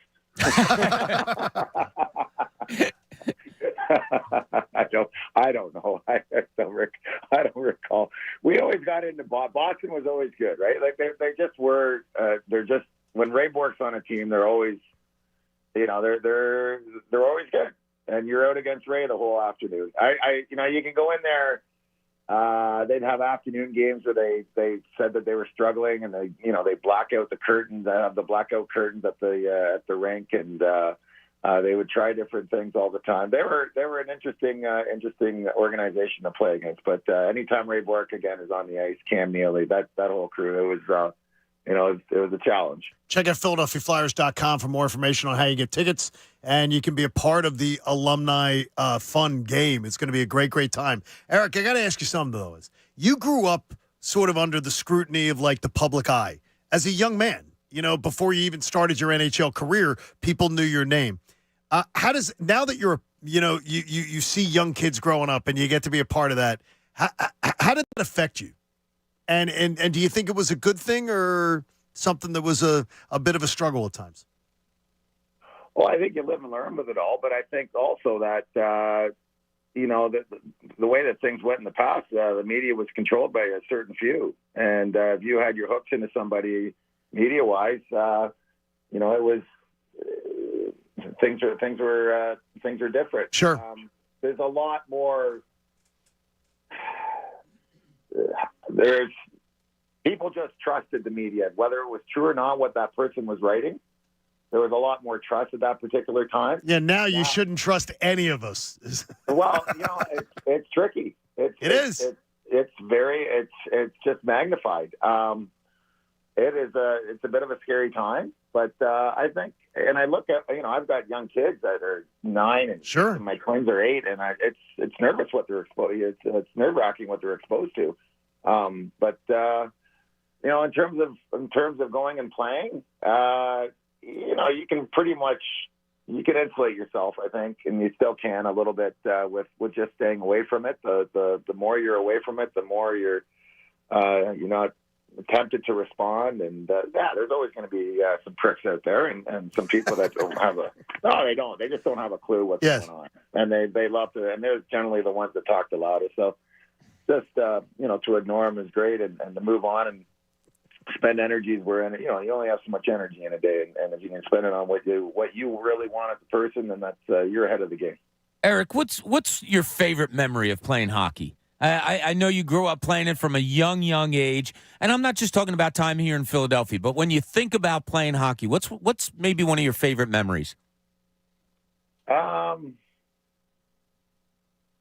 I think the weekend of that Hall of Fame was terrific. That was great. It's one of those things where you played hard, and you got a chance to look back and remember and say hi to everybody that's helped you out along the way. And the list is long. Let me tell you, there's a lot of volunteer coaches. There's a lot of teachers that went the extra mile to make sure you had the homework for when you went on tournament. Obviously your parents and your family members and whatnot. The power skating coaches, it's their teammates. The list is long. All your therapists, all your guys that helped you out when you were the good ones that helped you out when you were down. The list. It's one of those things that's just a time to reflect. I think it's not so much about what the action was in the sport. It was just a reflection of you put all that together and you got to think of all the people that represent all those years, because you're right. You play for a long time, and you start when you're 3, And there's a lot of people to thank when you're starting at 3 years old, right? You got a lot of another chance to see Eric Lindros and many of your Flyer favorites of the Flyers alumni in the Flyers alumni game. Go to PhiladelphiaFlyers.com and get more information about this great event. And I believe Eric Lindros predicted an Eagles victory in Dallas, correct? I can quote you on that? That's absolutely correct. All right, there we go. Good man. Hey, Eric, we'll look forward to seeing you. Thanks for stopping by. We appreciate it. All right, be good, guys. Thanks, There you Eric. go. Eric Lindros joined us on the Comcast Business Hotline, where every day in business is a big day. Unexpected surprise. Did not expect Eric Lindros to be joining us. No, didn't know he was coming on. I'll tell you, we throw this out every once in a while, like name some guys you'd like to golf with or have dinner with or, have a beer with. I just remember just talking to him now. He was one of those guys that I often had on my list. He just seems like a natural dude. And I like going out and having beers with guys that are 6'3", 250 that could kick somebody's ass. Yeah, then you know you can talk ish. Yeah. No, I don't do that. But yeah, no, I know. Yeah, but he does. Doesn't he seem like that kind of?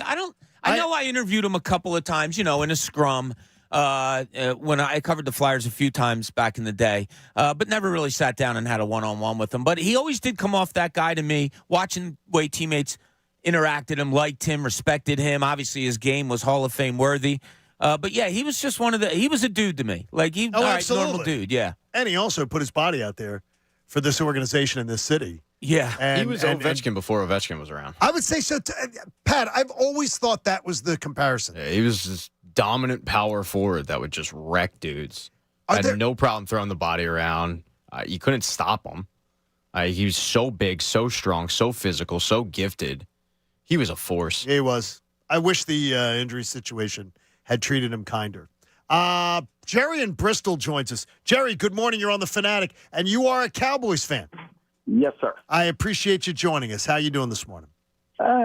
It's Friday, waiting for that game on Sunday. It seems like it's never going to get here. Yes. So I wanted to point out a couple things. The game on Sunday, you got two teams. Listen, I watched the Eagles play. They're a good team, and they can put numbers on people. When it comes time, defense is not there. I look at my team, same thing. Put numbers there, it can't stop no one.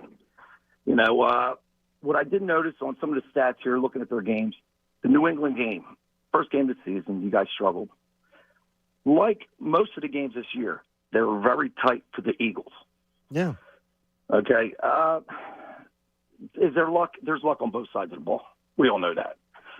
You got New England game where you guys were 25-20 down to the wire. Cowboys played the same team, 38-6, blow them out. Washington, you struggled on both games you played. Who won the Eagles-Cowboys game, though? Because that's the only one I care about. We're talking about this game. I want to know about the Eagles-Cowboys game. Who won that one? Listen, you guys always do that. You cut people off. I'm not. Just let you recite for a minute. What are you talking about? Cut you off. You just cut me off. I'm telling you the three stats. Yeah, but you're picking and choosing. We already have the stat that matters. The Eagles and the Cowboys game. How'd that go? It went down to the wire, didn't it? It did. It really did. They were on the six. They were on the 6, right? So here's my point. Both teams put numbers up. We put more numbers up. So how are you going to go tit for tat on Sunday's game when we put more numbers on any team that you played, but we give up points, just like you guys? How come? What I would say is because big games, Jer, is that's the problem. In big games, Dallas has a history of not being able to deliver. That's where I'd go with that. Is that one team and by the way, the quarterback doesn't deliver in big games. Yeah, he was doing the old compare score right. Comparison stuff, and that is so high schoolish to me. Going back to how teams played each other years ago or have played. I don't care about that. From what I wanted to ask him before he kind of got railed a little. No, not your fault. Before he got off railed a little bit was. So the way you made it sound, is this a game for second place in the NFC? Yeah. I mean, he made it sound like, okay, these guys played each other. He didn't mention that there's one team that pasted both of them. And so I wonder, as a Cowboys fan, does he feel like, yeah, nobody's going to get past the 49ers anyway? And the Eagles lost to the 49ers. They lost to the 49ers, but the Eagles beat the Cowboys. And bottom line, that's all I care. Like, if you're going to start to do we beat this team by this point, what did you do when you played the team you're playing Sunday? What did you do in that game? And in that game, you didn't. You didn't deliver. And you got it. That's the one. The only comparison I care about is Eagles-Cowboys. And every year, and I'll tell Jerry, and I don't hide this, I every year go into it thinking it's going to be a split. All right, let me throw this question out to you guys, and it just popped into my head, and I've asked it before about stuff. Pat, I want you in on this. Who would you rather be going into this week's game? So you're the Eagles coming on. You're Dallas. Okay, if you're Dallas, you're expected to win. Yep. Are the stakes higher for you if you're Dallas? Yes. And is that what you want to be? Or would you rather be an Eagles team that maybe not expected to win? You're coming off a really bad loss. You still kind of, control some things. You do control. Unequivocally, you'd be Dallas. Yeah, I mean, you're playing at home. The team that you play just got smacked. Like, they haven't been smacked in a couple years. Yeah, I'd rather be and in your back pocket that last game did come down to the wire. It was a game of inches. It was a matter of, 3 blades of grass with a Ferguson touchdown and stepping out of bounds, 3 inches away from the goal line. Like, if I'm a Dallas Cowboys fan or if I'm a Dallas Cowboys player, I'm feeling pretty good about, okay, we're home. Like, let's see that they barely squeaked by when they were at home.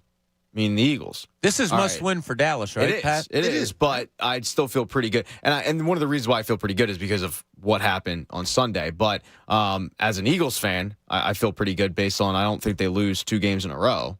I don't think this team is talent-wise is going to lose 2 games in a row. Yeah, how about you, John? Who would you rather be? Dallas. And is it that quick that you say? Yeah, it's not even a question. It's first of all, being at home, having an opportunity. You have one chance to stay alive in the division race. One chance. I would like that to be an Eagles team coming off a badass beating by the 49ers and being at home. So, and plus I'd want the one chance at home to say, we're going to sort of change the narrative on us where everybody is always, poking fun of us and doing stuff like that. I would like to be able to change that. Now, Mike McCarthy has emergency appendectomy this week and is coaching from home. Of all the weird things that have happened to him, too. Yeah. In a critical week. But he will be on the sidelines on Sunday night. He has promised his team he's going to be there. I would imagine you could, right? I have never gone through an appendectomy. My wife did. But I've never been through it myself. No, I've never. Pat and I were talking about this yesterday. I've never had any surgery. I've never spent a night. You've never had a surgery, though. Never spent a That's night in a crazy. hospital. No. Nope. Same thing. Patty, you've never had one either? No surgeries. No. Never had tonsils out? Nope. Wow. So your tonsils are in there. They're and your in there somewhere. adenoids. Let me see them. And the adenoids. Yeah, they're all in there. They're all in there. I got them all. Wow. If you want them, you can have them. No, I really don't. Yeah, but they're in there. But that's an interesting story on both of you. You both have never done that. Yeah, we're basically the same guy. My doctor says the same thing. Every time I go for a physical or anything, they just say, "Wow." Yeah, they say, "Wow, you're great." Wow. Okay, Yeah. I'm gonna throw this out here. So I'm fine. I did not get to have a physical this year because when it was scheduled, I was going through cancer. So I scheduled a physical with a new doctor. They send a thing saying, so my wife goes, so my husband's coming in next week for his physical. And then they're, no. We don't do physicals in the first visit. We just do a meet and greet. They just do a get to know you. And they then don't we go all the way on the and first then we one. schedule. And then we schedule. If they're going to be holding something and tell you to turn right and cough, I'd want to get to know you first too. But then they don't schedule. And then they said, but then you come back another time and they schedule you for your physical. I'm like, no. No. And I said, that's not going to be the case. You're either giving me a physical or not. I don't want to meet and greet. I don't need a meet and greet. I can give you. Like a meet and I greet. can give him every medical test that has been performed on me in the past year. He's got all the data he needs. Now just do whatever you got to do. Tell me, and if not, I'll go. I got to go somewhere else. But all these doctors are not taking new patients. That's weird because I had a different thing. Like I lost some weight that unexpectedly, like more than I knew I lost. So I called a new doctor since we moved up here. And I was ready for a physical, and boom, they did physical, blood work, everything. See, that's right awesome. then. Yeah, and again, when all the results came back, all they said was, "Wow." So that's cool. Good. It's like Delco and Chester County. They're like, no new patients. We're just not taking new patients. 9 o'clock hour is brought to you by the Bagster. It's a dumpster in a bag. Get yours today at Home Depot and Lowe's, and for details, go to Bagster.com. Bob has a philosophical question that can add to the fun and games on this Friday, and it includes great coaches of the past. We'll get to it next. John Kincade Show on 97.5, The Fanatic. I love Landis Block and Concrete. You've heard me talk about them. You maybe have seen online where I show my beautiful backyard paradise. And unfortunately, this year, I didn't even get to use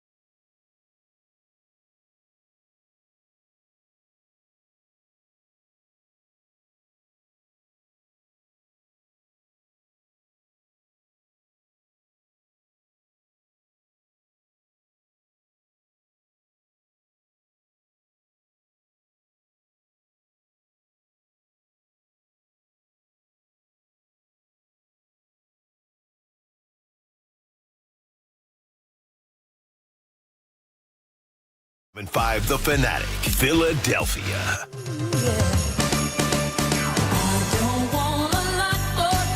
Hi, you're not bebopping. A little tired. But it's in there. Okay, it's in you. Yeah, we're living this. All right. We're good. It's a Football Friday on The Fanatic, presented by Pump Man Philly. Pump. For 24/7 emergency repair pump replacement, count on Pump Man Philly. The guys to know to fix your flow. Make sure you know the Pump Man, and we appreciate it. It's Eagles-Cowboys weekend.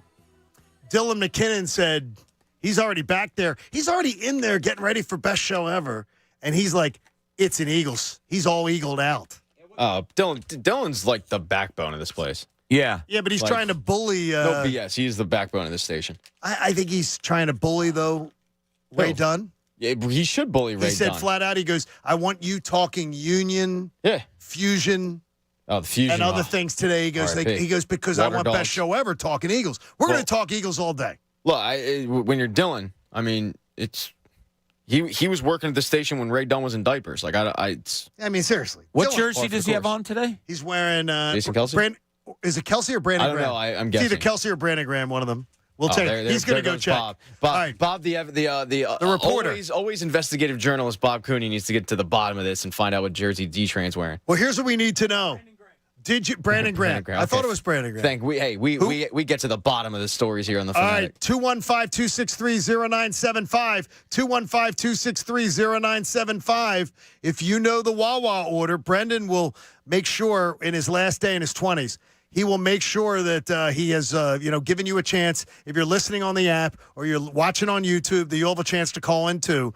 215-263-0975. If you know the Wawa order and you can recite it back, you're going to win a $50 gift card to Wawa. So while he does that, Bob, we're going to one of the interesting things we're going to talk about is something that you had a little philosophical question there, and it was about coaching.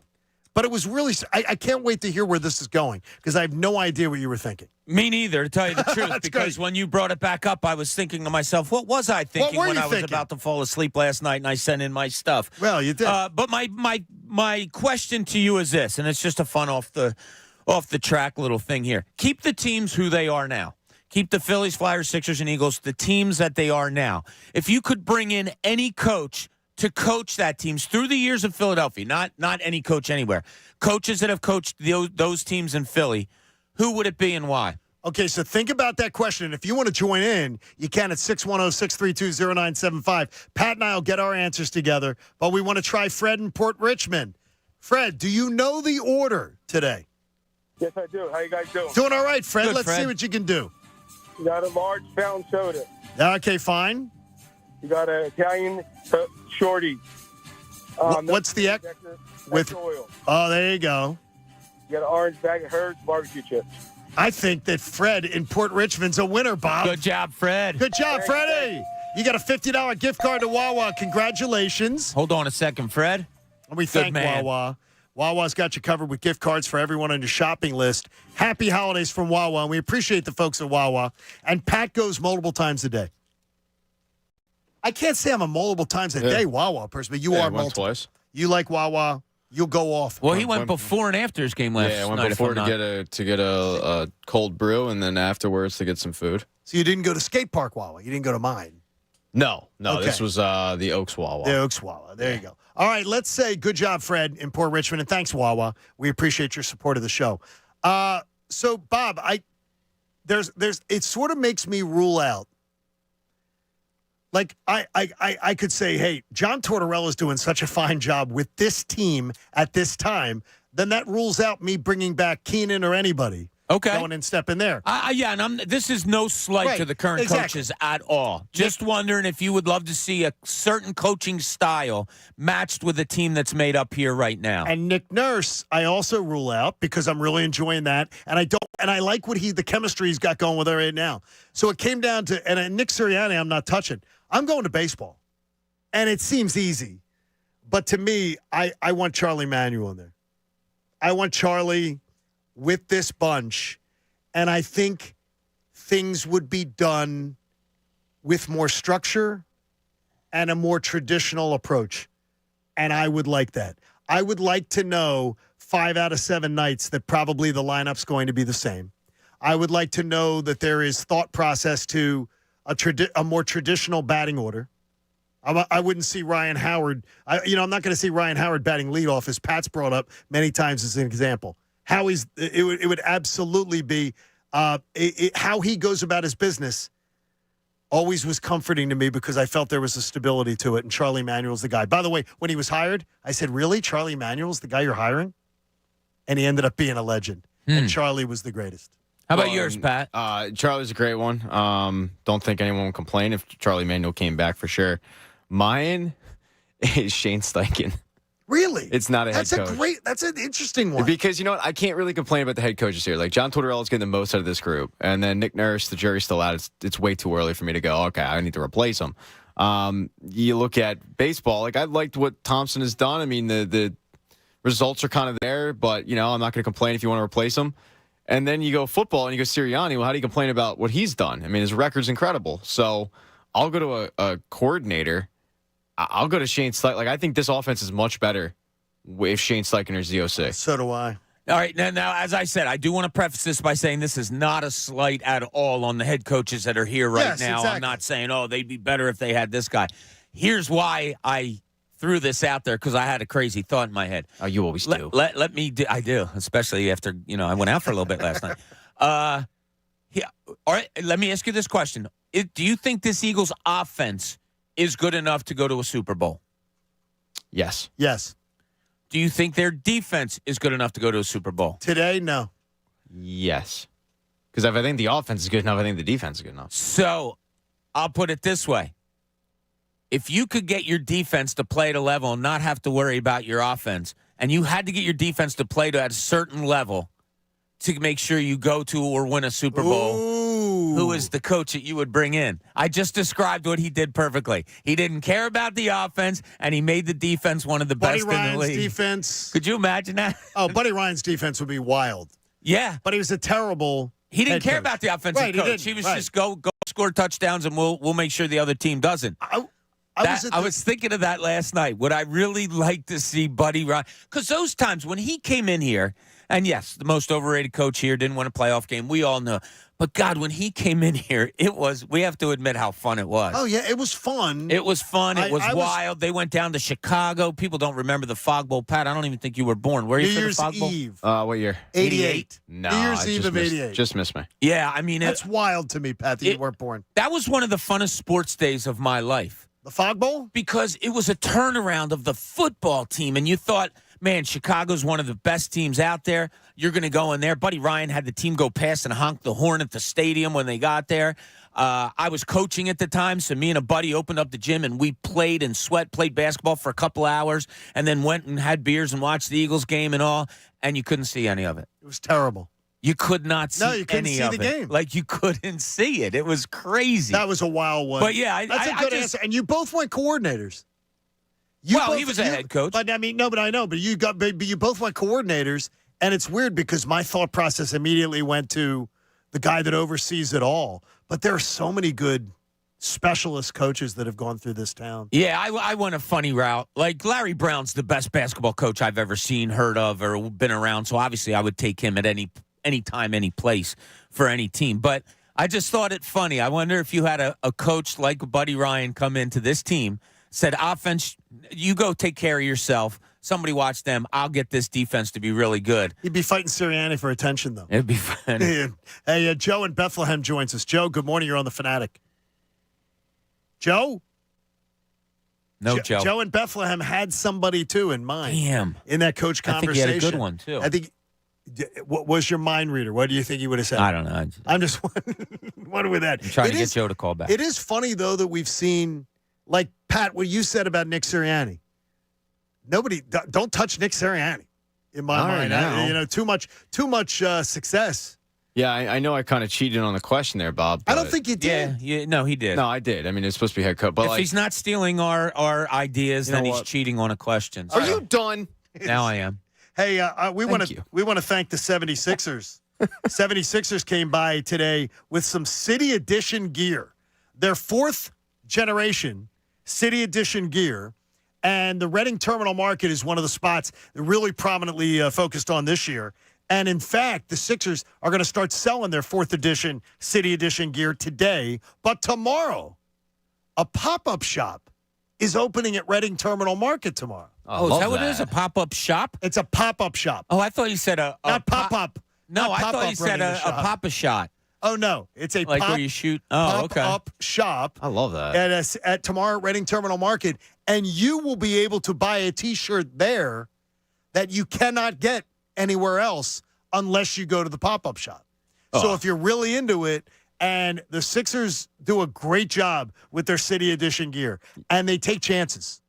Yeah. You know, look, I mean, I think there's always a reason to head to Reading Terminal Market. This is just a great excuse to do so, right? I mean, it's great. Tomorrow at place 10 is a.m., amazing. it opens up I think it's 10 a.m. Just check that at Reading Terminal Market, and the pop-up shop will be open. So if you're out and about in the city doing Christmas shopping, and you're going in and grabbing lunch or grabbing breakfast or grabbing coffee or just some sweets, head on in to Reading Terminal Market and check it out. And we thank the Sixers for that.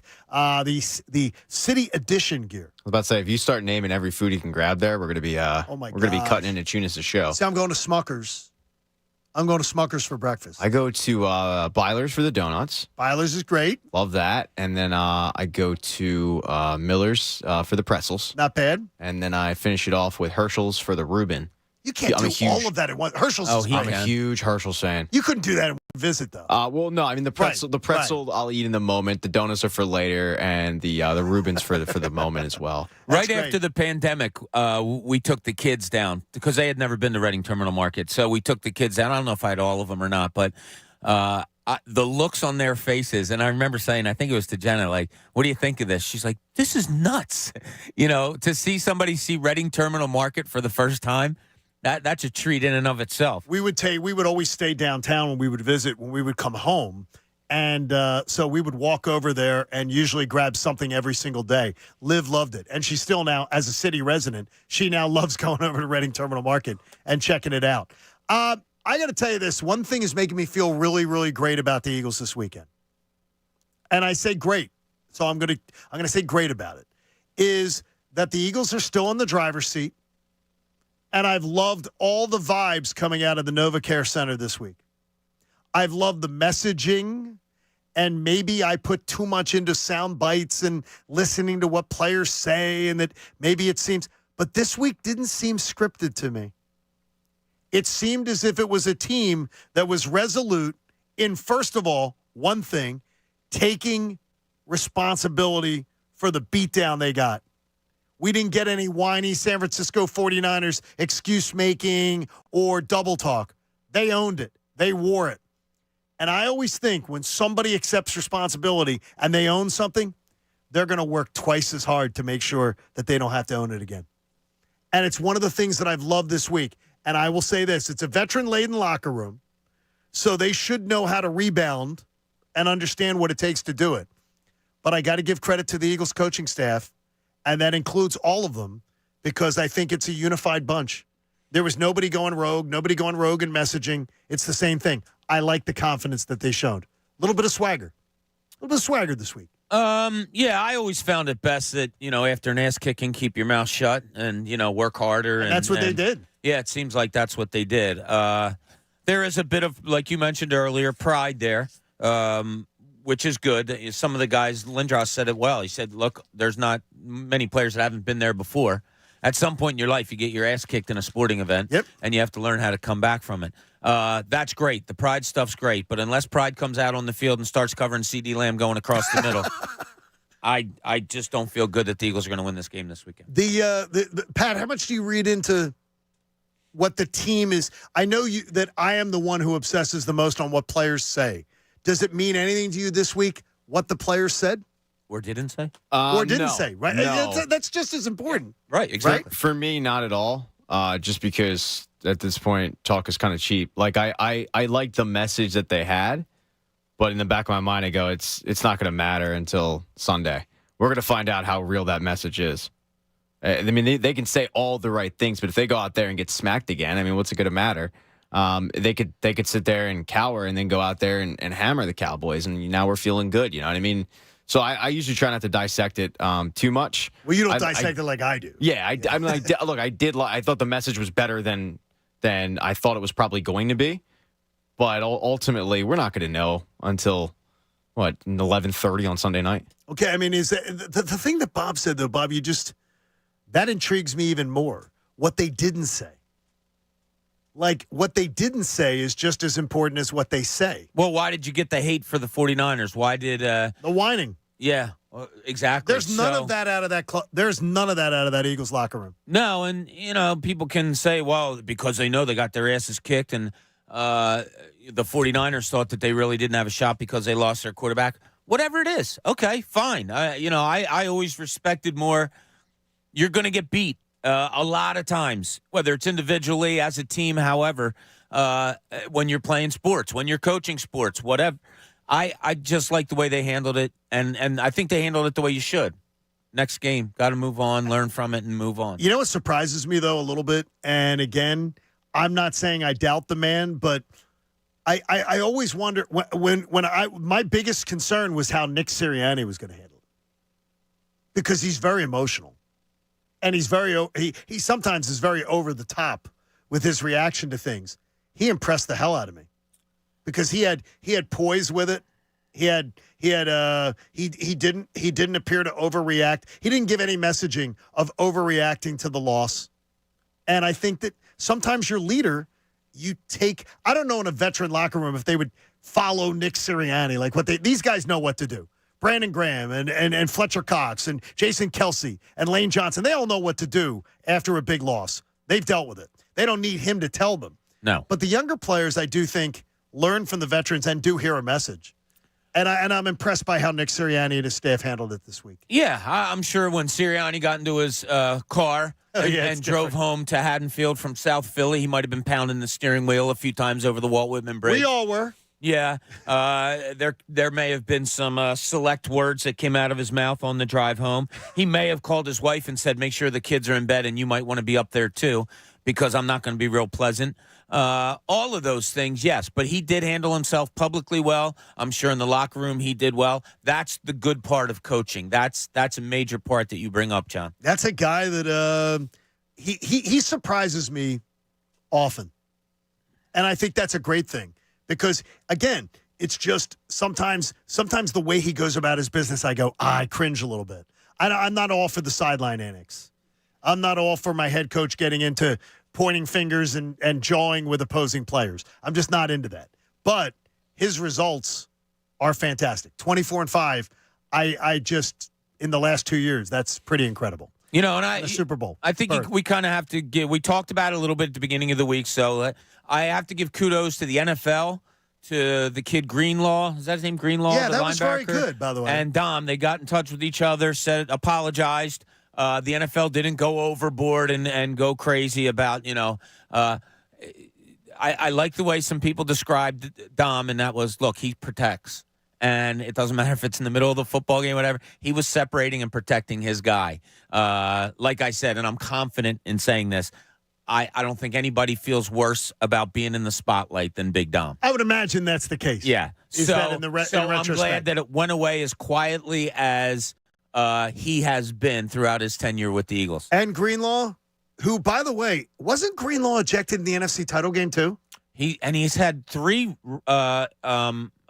what do you call it? Personal fouls personal or foul penalties over the last 3 weeks. Oh, yeah. I think he got ejected once this year, maybe. Well, he is a guy, though, that, again, I do respect the way he handled it, too, as you pointed out. I agree. He handled it really, really well because it could have continued. He could have used that as a card to say, hey, you know what? We're going to see those guys again in January. Maybe Big Dom won't but they handled it well. And there is that fine line of, whoa. You don't step into this is my work area. Like if I'm Greenlaw, those guys, Dom knows that better than anybody.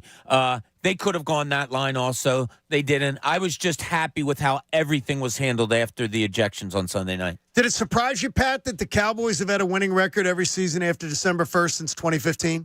Is that different than you might have imagined in your brain? We talked about it earlier today. A little bit, yeah. That's surprising. That's 8 years of not having a losing record after December 1st because I am one of those people who always, in my head, paints them as late-season chokers.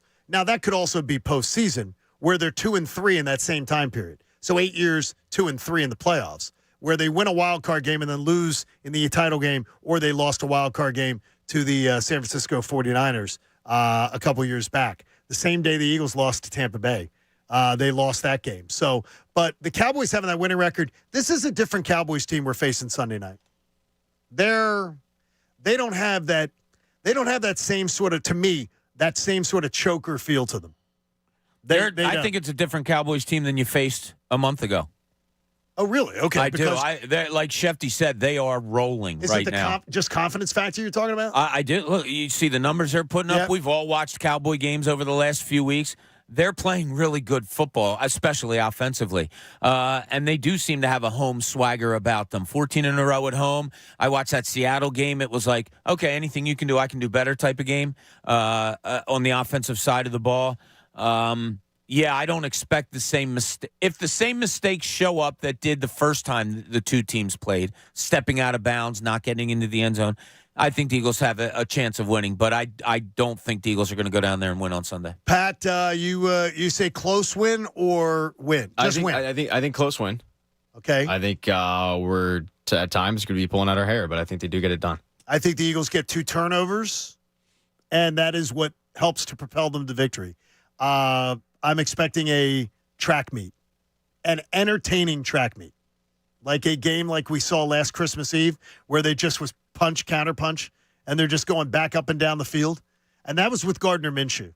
Yeah. And that's another thing that, Shane Steichen knows how to make Gardner Minshew at least be able to pass the ball. He's doing a great job in Indianapolis with him as the starting quarterback, which is shocking because I wonder if Gardner Minshew is going to end up getting a starting job now out of this. That some franchise, look, they're going to watch it. If he leads the Colts to the playoffs. I'll make that bet with you. You don't think they would? I don't think he's a starter in the NFL now. And if he leads the Colts to the playoffs, it's amazing. Yeah. I'm anxious to see how Jalen Hurts rebounds, and I expect him. Every fiber in my being tells me Jalen rebounds and has a really good game on Sunday. Everything. That would be the most shocking thing to me if Jalen Hurts went out and had a absolutely crappy game. Threw a couple interceptions, maybe or fumbled and was passing erratically. I'm expecting Jalen to rebound in a big fashion. All right. Like I think now that doesn't mean I'm calling a tight win. I'll call a tight win. I'll go 35-30, something along those lines. That it's going to be a tight game, but I think Jalen Hurts is the one. I'm not going to doubt Jalen Hurts. I can't. He's shown me too much through his college career and his pro career to say he'll rebound. So we'll see on Monday morning because we'll be back Monday morning to talk about it all. But remember, stay with the Fanatic all weekend long, and you guys have the pregame show Sunday night. Marie's Cozy Corner, Fairless Hills, come on out, 5 to 8. It's going to be a boatload of fun. And listen to the Eagles-Cowboys talk all weekend on the Fanatic. It'll be great. Support life-saving cancer research. Join us and our generous partners, Pump Man Philly, and make a donation to the American Association for Cancer Research today. Please do it at 975thefanatic.com/AACR because cancer research saves lives. Happy 21st, Jenna Cooney. Happy 5th to Pat's protege. Is he your protege, Jack? Or is he his own man? He's his own man. He's the best. He's his own man. He's 5. He's his own man. Jack Egan, my man, 5 years old. That's great.